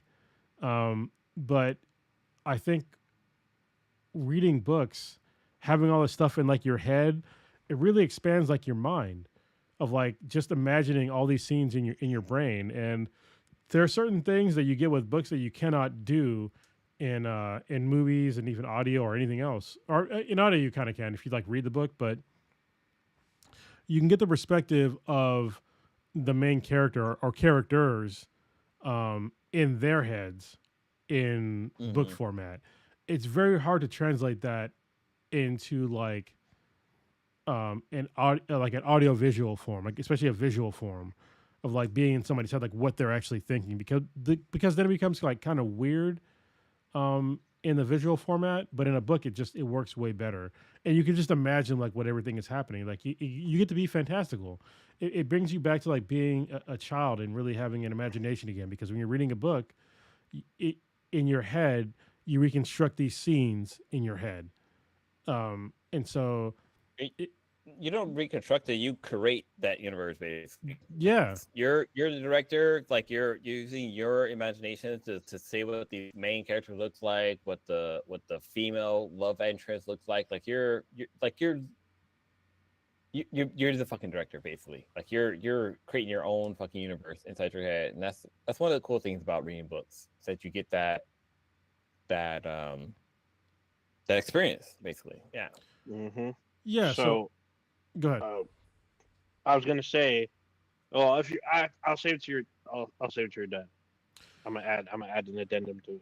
Yeah, But go ahead. okay. So I just want to say, like, so if you are not, if you're listening to this podcast and you don't read books, I want to start a book club so we can start reading books together, and talking about our experiences with these books. Because I have like a lot of books that I'd like to recommend, but I mean you got to read them or listen to them or something, and like enjoy this experience with me. I'm going to go back and actually start reading and listening to books that I've already read and listened to, so we can enjoy the experience again, at least me, together.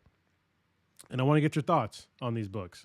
And it's going to be a gamut. Like I really love lit RPG novels a lot, but I also get into like some deeper shit. Like I'm really big into um, stuff on like mental health. One of my favorite books of all time is a book called uh, "The Body Keeps the Score." It's what started me on like my not latest, but um, re revisiting my mental health journey, and that book changed my life. I have like a few books, probably like 5 or 6, that have changed my life, and Dude, they're not fun, but or- they're great books. like for me, like the last actual like physical book, like I actually sat down, not even sit down and read, but it was like I accidentally stumbled across this book, and like it's when the Swedes and I first got married.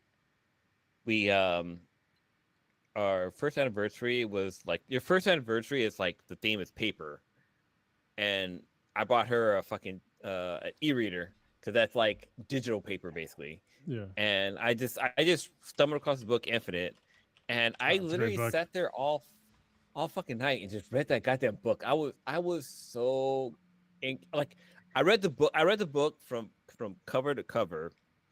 I turned around and got the audiobook just to listen to it again, and then I went back and read the book again. Like, that's how invested I was for this fucking story. And then I went and got the second one when it came out, and all of a sudden I fell in love with the author. So every book this author drops, I'm there reading it.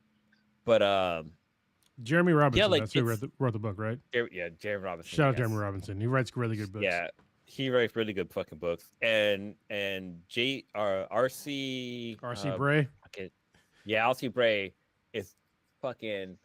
He is like, I can't even think of like a good actor who can portray so many fucking people. He's the Robin Williams of fucking reading stories, because Robin Williams could be a thousand fucking characters. Anyways, uh, so right now, for as far as book reading goes, I'm trying to go back and like listen to the audiobooks of books I read as a kid. So like right now, I just finished Never Ending Story, because, well, I'm kind of doing the movie tie-ins of books. Yeah, So like I went back and I listened to Never Ending Story, and then I went and watched the movie again. And like the movie did a really good job of capturing the book, there's a lot of stuff that's left out. There's what other book I'm thinking of? You mentioned it on the podcast. Something else.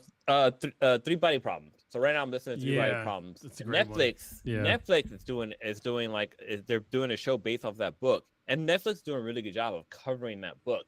So I mean, they're making changes. Like the one person, they're changing like gender. Like the main person is a Yeah. male in the book, but it's a female in the show, and there's different things that's changing. I mean, obviously, the book is written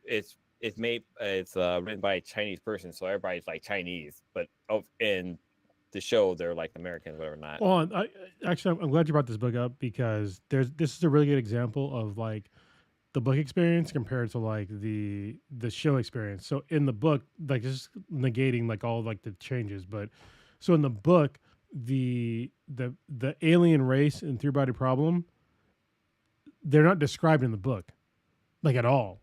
Yeah, so far I'm like And, I'm basing them off of what I saw from the show. yeah, and that's the problem because in the show they make them look like humans, which is like in the book they don't even have to address the problem because you can't see them because you're reading it. And if you leave out all descriptions, they can just make it seem like there's some like, very mysterious race. But in the show, you can't show a scene with them talking to like another alien species, and like just wouldn't make sense. Like there's no mystery there. You have to show something to represent this species. They kind of yes. They half-assed elaborate around on that it a little bit because yeah, but it's kind of shitty. Yeah, because they just say like, oh yeah, like it's like it was like I was watching like a human skin floating on the water. Like they didn't really show like say like what the aliens look like, but they just say like, oh yeah, like they said there's some skin. They just a man and woman. Or they said there's women. There's man and woman in this species, and they talk about how like the women once they dehydrate, they're down for a little bit of loving. Well, Which- go ahead, on Ninja. Yeah, there's a part where the guy of like the wannabe CIA or I think Interpol or whatever, he asked the projection of them or like their envoy. He says, "What do you look like?" And she says, "You won't like it." He said, "How do you know?" She said, "Just trust me. You won't like what we look like." So we picked the form that is most pleasing for you. I was like, "Oh shit!" Yep, that's what I'm talking Okay, about. yeah, 'cause 'cause there. I'm at the point where everything is happening in VR basically, or yeah, Mm-hmm. like that part is even changed in the book because they don't even say VR in the book, but yeah, they don't in their VR world they describe themselves as being humans, but they haven't talked about the aliens yet. That's just inside of the Three Body Problem program that the guy keeps jumping into. yeah. But in the books, though, they talk about how like they actually have to survive, and they definitely allude to the fact that they definitely don't have humanoid bodies because they have to the harsh environment that they have to like live in. They have to have a hardened body. I know they have an exoskeleton, and they have to like deal with like these really super harsh environments. Even in the calm periods, they still have like these very hardened bodies just in case the chaotic periods come around again, and they have to like dehydrate and like go back to one. Like basically back to the fucking Stone Age, which is crazy. But Kronos, in the Netflix series, there was a bunch of nudity. Yeah. There was a lot of titties and bush. A lot of titties. In the and bush Netflix show, was there? Yeah. Ooh, wow. I mean, for research purposes, I noticed that there were a lot of. In Three Body Problem? Yeah, Yeah, the TV series or the Netflix series. Who the hell gets naked? I don't think there's very few naked people. Are you thinking of? Yeah. No. Yeah, in Netflix series for Three Body Problems, there's a scene where they rehydrate everybody. Like they throw all the skins into like a pool. Oh, okay. and Yeah, people, yeah. That's like they're, one like, scene. rehydrating. Yeah. Okay. That's like It's one one. scene. It's Yeah. one scene, but it's a scene. Yeah. Because they were showing everything. They were Oh, yeah. showing titties, dicks, and everything. Yeah. Well, it's like literally one scene. So yeah.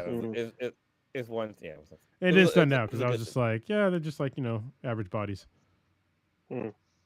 But no, there's like there's a lot of books that I've either mostly listened to, that's really cool that I would love to see come into movies because Like recently, there's a book by Jeremy Renner Robbins. Jeremy Jeremy Robbins. Robinson. Jeremy Robinson. Yeah. Yeah, called Flux, which is like a story about it's basically about a guy who works for this facilities, and they're doing like a scientific experiment, and anybody in this certain bubble, for some reason, like time keeps jumping back, like it jumps back like a day, and jumps back a month, a week, like it just keeps jumping back and back and back and back like back. I'm to myself, I'm thinking like, yo, this would be a really good fucking movie. But then kind of jump back to the whole three body problem thing. Is that like the guy who thought that three body problem series would be really good was fucking murdered. Like you guys know about that, right? Like the guy who No. Yeah, I think I talked about on this podcast. So the guy who bought the rights to three body problems and he bought it to get into a series. Like he was murdered for some reason. I can't remember what it was. Like I think I came across like a video about it. But yeah, even at the end of Three Body Problems on Netflix, it'll say like, this the series is dedicated to such and such. And I can't think of why he was murdered. Let me see if I can find it out. Harold, you keep going. I got it. I'll pull it up. So where this dude? So he Yeah, bought the rights, or he authored? Yeah, so the author is I'm not even gonna try to pronounce the name, but Three Body Problem was written by a Chinese author, and the series was translated into English. So any books or like audiobooks you read, it's been translated. And there's a guy who brought the rights Wait, to what the fuck? the series, and Yeah, he so presented to I Netflix, got and it. he was fucking murdered. Yeah, what so did it say? his name is Lin Kui or Mhm. Lin Kai, an executive producer of Netflix. Three Body Problem. He was murdered. It was a planned murder that involved a lawyer who worked on the adaptation. He was Yeah. poisoned. He was poisoned by a lawyer who helped his company secure the rights for the adaptation. What the fuck? Yeah, like maybe Three Problem is based on a true story because there's a lot of Like people. who the fuck like- poisoned? He died in 2020. Yeah, like that's fucking crazy. So the guy didn't get sentenced until March of this year. So that's like 4 years Wow. later. We know what's crazy is that Oh shit! He was sentenced to death oh in shit. Shanghai. Shanghai sentenced him to death literally in March of this year. What's interesting about the guy who like bought the rights is that he's been trying to the guy's been he's been hustling. He's out there hustling, trying to become like the next fucking richest man in the world. I don't want to say Elon Musk because that guy's a fucking dick, but 'cause he's just waiting to terrible. become. Yeah, he's terrible. Holy yeah, shit! Sorry. But yeah, I'm this still guy's reading. trying to become like the next like he's basically trying to become not Steven Spielberg, but who's the guy in Star Wars? George Lucas. George Lucas, because he felt that the whole three body problem would have been like the next Star Wars Harry Potter can't- series. Like And it definitely It'll has make that him money. potential. So But- check this shit out. The day after Three Body Problem premiered on Netflix, which is Three Body Problem premiered March 21st of 2024. On March 22nd, the lawyer who murdered the producer was sentenced to death. Literally the day after. That is insane. Yeah, it's a crazy story, like leading up to the show. But I mean, it's a great show and it's a good book. I need to read the second book. I read the first one and watched the show. But yeah, I mean, the next show won't come out for a while, so I have time to like read the next book. But yeah, I mean, honestly, there's a lot that is lost in context and other things that you're not going to get when you watch a show. Or the perfect. I think this is probably the perfect example is Ready Player One. Right. So in Ready Player One, if you like that movie, which is fine to like it, like it's an enjoyable movie. However, I hate the movie. yeah, if you read the book, you really didn't like that movie. But if you read the book, you also know that it would have been impossible to make that book into a movie because of all the references, all the music references, all the nostalgia references, like all the video games, all that stuff. Like you can't do it. You know, in a book, you don't have to pay as many rights to saying like, oh, they're playing, you know, like a certain Yeah. like They're Prince playing song. Prince. Yeah, Fucking, like yeah. you know, if you just name the Prince song, like you'll play it in your head, you know, like Let's Go Crazy. And it's just like it's in your head, but Mhm. you don't have to like pay for the rights for that song. Mhm. But yeah, I mean, 100%. And some of those songs are worth hundreds of thousands just for like 30 seconds. Yeah. hold Wild shit. on. King Arthur asked, book first or show first? So I think Ooh. Ooh. so. It depends on how cool you want to be. Yeah. All right. If you want to be if you want to be a cool asshole like the comic book guy on The Simpsons, then book first Yeah. always. Because then you could always say, you know, worst show ever or whatever he said. Mhm. But I just think that you get more context. I'm trying to think of like a book that I've read where the show did it better, or the movie did it better. I think there is at Ooh, least that's one or two where they did mhm. at least a passable adaptation, but it's very rare. It's very rare. How, so I'm thinking on the manga side because I mean y'all guys give me shit for this all the time on the podcast since fucking day one. I actually saw the live action. What the hell was that? Can you guys hear me? Yeah, I can hear you. Yeah. Can you hear us? Okay, I think my no, my headphones are about to fucking die. Oh. It did like this weird little. I thought I lost connection. Anyway, so they're getting me shit for this, but I saw the live action version of Death Note, the Oh Japanese yeah, yeah, version, yeah. not the Netflix bullshit version, not the. I saw the live action Japanese version of Death Note before I actually saw the animated version. I thought live action was. I mean, the live action was really good. Yeah. The animated version was like, holy shit! Like it's like I drunk wine and I went off and drunk like fucking Dom Perignon. Like that's the comparison of the two. But as far as like, yeah, it's really rare for a movie to do better than the book. Mhm. And I know there's an example out there. I just can't think of what it is. Yeah, there's not a whole lot because like so with Ready Player One, I saw the movie first before I read the book. Oh, And yeah. reading the book, I can see where there's things they could put in. So I'm like, dude, there's no way they'd either pay for that. Also, there's a huge lapse of time where the character, because the character he's a chubby guy. He's like kind of chubby. Yeah, in Like the he the loses book. weight. Yeah. Yeah, and in the book, there's a whole time where he like, I mean, he hits rock bottom because he kind of fucks up, but then he ends up going on a workout regimen to lose weight because he's trying to enact his plan. And that's, I mean, you can show that in the film, but like that takes time, and you still gotta film it. You could do a So montage. Just saying. you could, but like that's still time. I mean, who knows? They could have Made it filmed it to and the cut limits. it for runtime because some movies they have to be under a certain time, or else it costs the studio a lot of money, and they're like, you gotta cut this out. You know, so Yeah. I don't Plus, know. also, I mean, it's the rights. Like, you need rights to the music for a montage, or Mhm. I don't know. Honestly, like I said, there's two kinds of people, right? If you didn't read the book for Ready Player One, then the movie was awesome. But if you read the book for Ready Player One, the movie wasn't that good. So, and You know what? I don't want to fault anybody for either side of that. I mean, because I sort of enjoyed both because I knew that it literally could not do what they did in the book to the movie. And also, the movie totally I Nerf. want to say They nerf. took a lot of shit out of there. Not only just taking the shit out of there, they took out things that were just like intangible.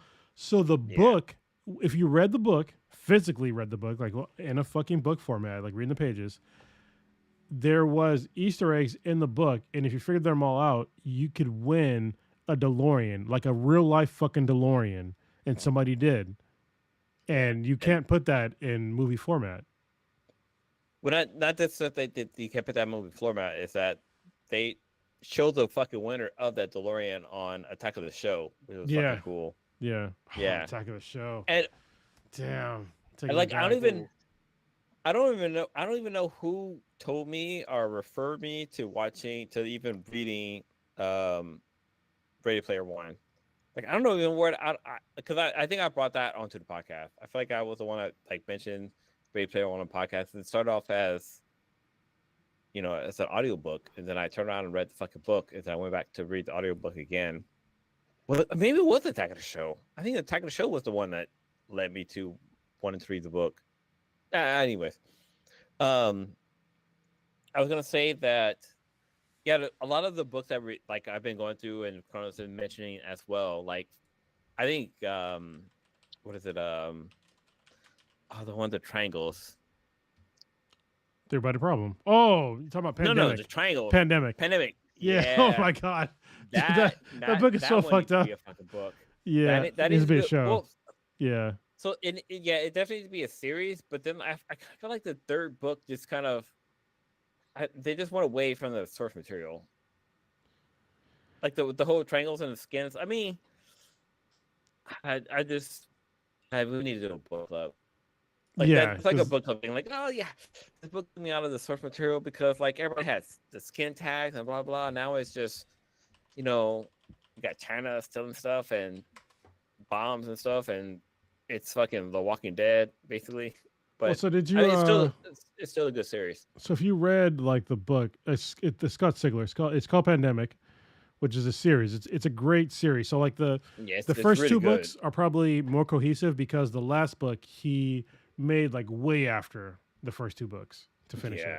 So that's probably why it was kind of weird. But so Scott Sigler, he has a podcast as well, and he basically writes his book during the podcast. So I haven't listened to his podcast. I interacted with him on Twitter a couple times because the guy that wrote Dungeon Crawler Carl recommended one of his books that was really good, and so I got into Scott Sigler books. I haven't read all his books yet, but I've read a few of them. I think the first one was called what the fuck was it called? It was a weird book about like being in space, and like it was very like military focused. Of like basically like imagine being in basically like a submarine in space, and then like to like go faster than light, you had to go like basically into hell, and like everybody went crazy. That sounds like Event Horizon.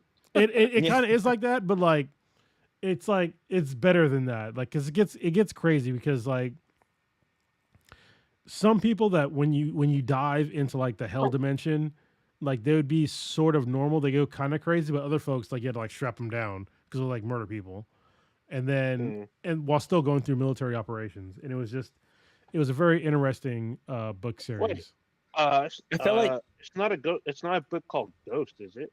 No. Hold on, I gotta look up the book. I was just thinking, like, if we were to do a book club thing, like, there'd be, like, so the first section of the book club would have to be, like, what we're currently reading. And then we have to do, like, a throwback where everybody just, like, talk about a book that they've read. Because I feel like if I look, like, right now, if I look at my Amazon audiobook, I've probably gone through, like, 50 books. Like, probably, like, 10% of that is, like, like, parenting stuff and, like, self-help stuff. Yeah. Like some of the other ones are like some really good fucking sci-fi books that I've gone across, like especially from Jeremy Robbins. Robinson. Like NPC was a really good fucking book. Fucking what's it called? Was it Prey? Was it Prey? What's it called? Prey? Well, the Michael Crichton book? No, this one was where the guy like he basically becomes like a fucking jungle fucking god, basically. I thought it was Hunter or something like that. Yeah, Hunter. No, Hunter was the guy.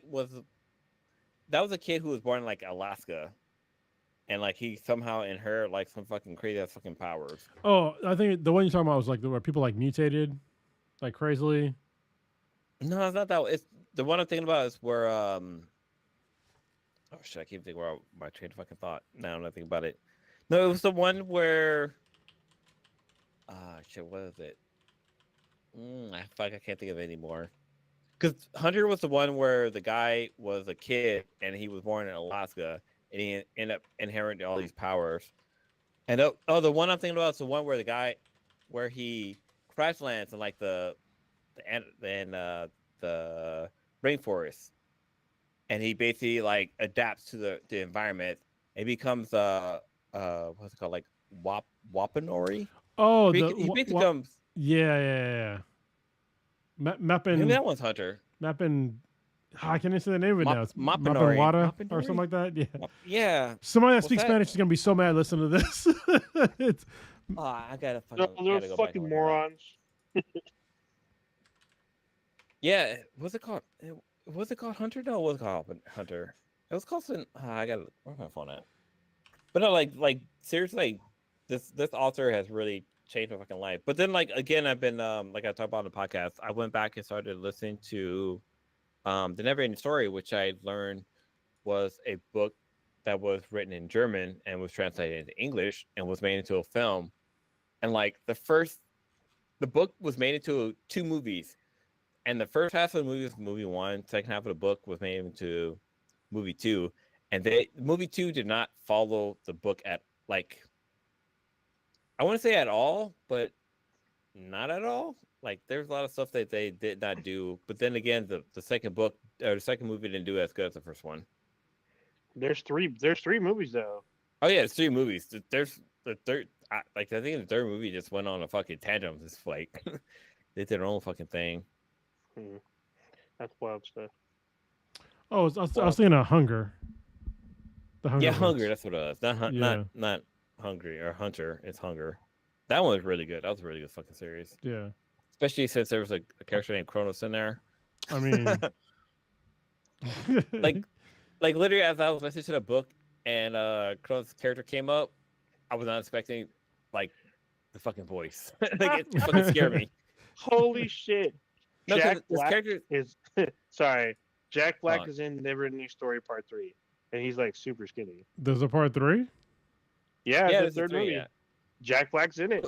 I'm looking at a screenshot. He's hella young in this, and he's And, pretty thin. In Every Story 2, Is this the Seth Green? Barry Allen's father is in that movie. Well, I'm surprised.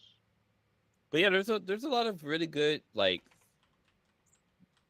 books out there, like even like audiobooks. Like cause Netflix picked up Sandman. And if you listen to Sandman on Netflix shit. audiobooks, Oh, like, so good. like Netflix audiobook was so much better than what they did on Netflix. No, wait, sorry. Amazon version of Sandman was amazing, and Netflix picked it up for their series, and they did a really good job. Except that the actors who did the voices on Amazon probably should have been recasted for the Amazon show, because mainly fucking the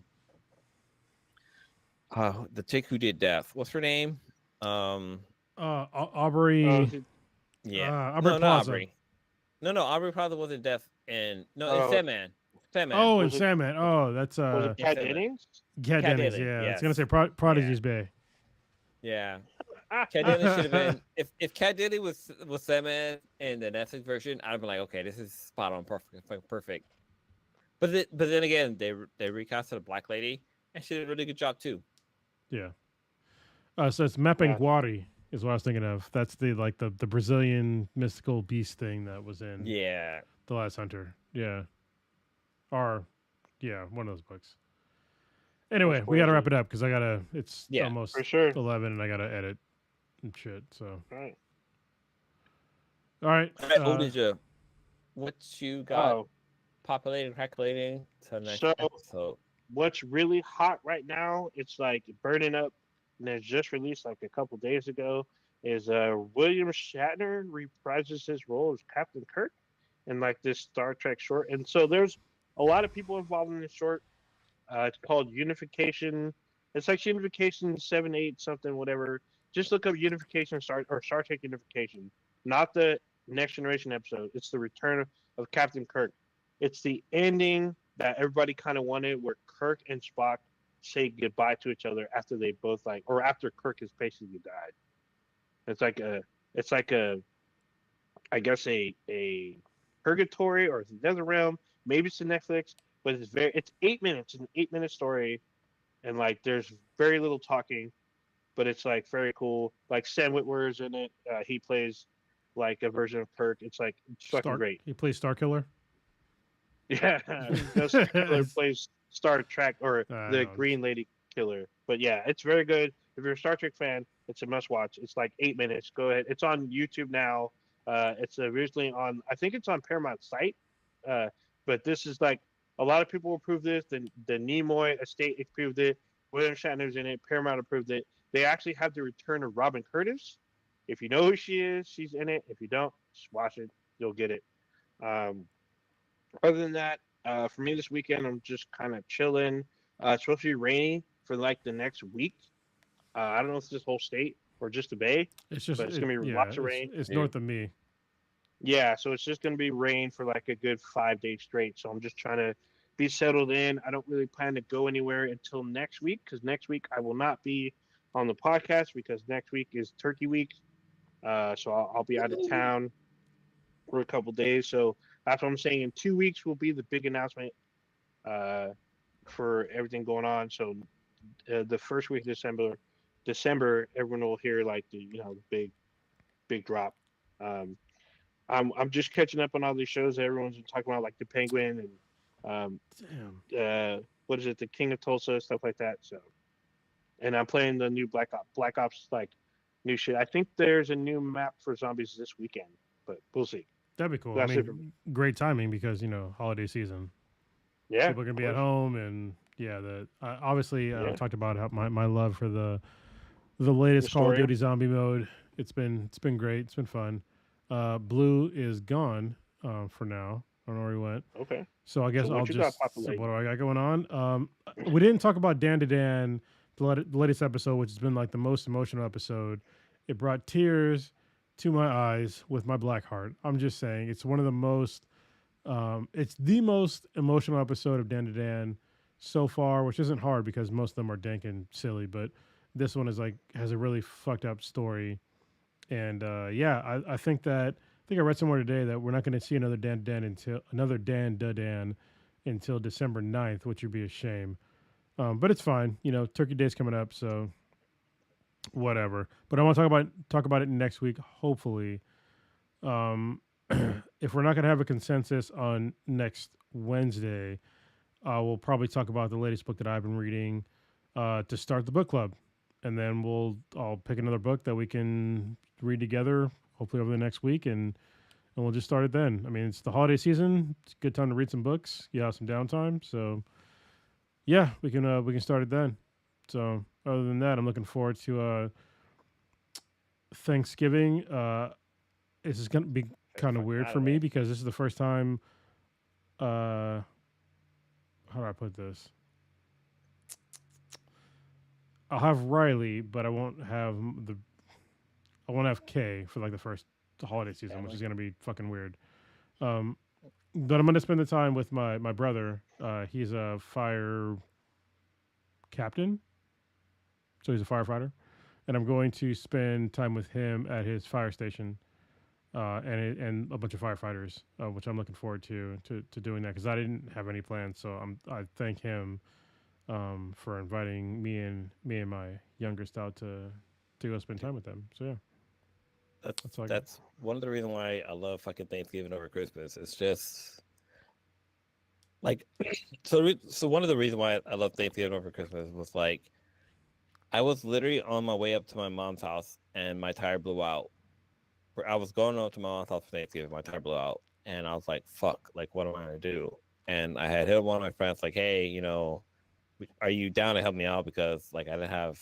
I mean, I was able to get my car towed to get like a whole new tire, but I was like, "Yo, like, what am I gonna do for Thanksgiving?" They're like, "Yo, just come through, come over to our house." This is my one of my groomsmen, Ben. He invited me over, and like it was. I mean, I've gone to dinners and stuff at his house like that, but this was like, his family, his mom and dad, and like his wife, mom and dad, and stuff like that. And I came through. It was a lot. It was a lot of fun. I had a really good fucking time, and that was like the reason why I was like, you know what, Thanksgiving is like a good fucking holiday. Like people will give out food and blah blah blah.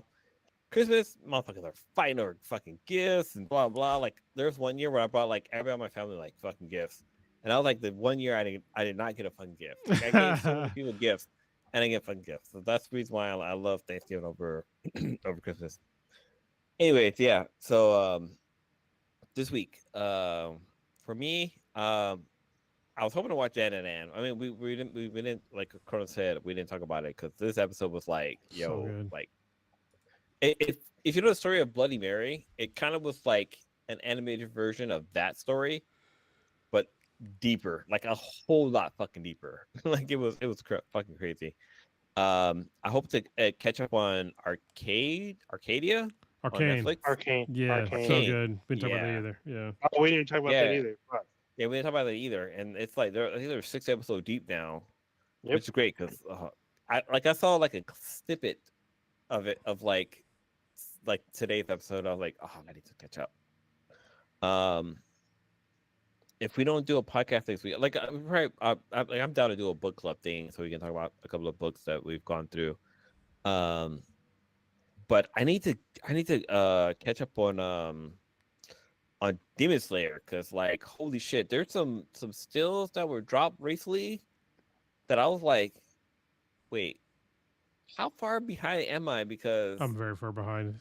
this dude, seriously, the shit I saw, I was like, how did this fucking happen? Like how I've seen scenes of stuff happening like the whole Demon Slayer dojo that happened, but then there's like something that happens after that. I'm like, yo, I need to fucking catch up because I'm behind on Demon Slayer. I'm behind on fucking My Hero Academia. I mean, ever since the whole fucking Almighty and All Might situation, I just kind of fell off of. I didn't even You're scared for your life. Yeah, I'm Started getting beat up by that watch one the show. chick. I'm just saying, that one Yeah. chick, she's quite angry. She's pretty angry, but other than that, yeah, just spend time with family. We'll see what happens with the podcast next week, but yeah, that's about it. All right, Oh, check it us is. out here, Out. somebody. I got it. Oh, just real quick. So, we talked about it briefly, but Snow White is coming with a very brown woman playing Snow White. So people already lost She's their not minds. that. She's not that brown. She's browner She than is. This Snow is White. again. These are some of the lightest skinned black folks ever. Which She's I'm saying this. Mexican. She's Hispanic. I'm sorry. I don't think she's Mexican, but Rachel She- Ziegler plays Snow White. She's so light. Like this is what I hate the whole colorism thing. It's like they're saying that she's not white, but she's like her skin is quite fair. So like what the fuck? And what are y'all gonna do if they cast Hermione as a black girl? So Hermione in the I mean- books is supposed to have messy hair. Like if you go back and read Harry Potter books, they didn't expressly say that she's white. I know, but people are already stuck on that. So, I mean, no, I mean they cannot be stuck on it because in the oh no, cursed. they're stuck. No. So in the Cursed Child, Yeah, the play, like Hermione's black. So get over Mhm. it. Yeah, and she's also an adult in the play. So, Well, yeah, Anyway. because she's older. Yeah. and she has kids. Anyway, well, the actress that played. Sorry, let's get out of here. Oh, go ahead. No, say it real quick. Hurry up. No, Say it. I was gonna say the actress who's gonna be playing Snow White is she is of Polish descent.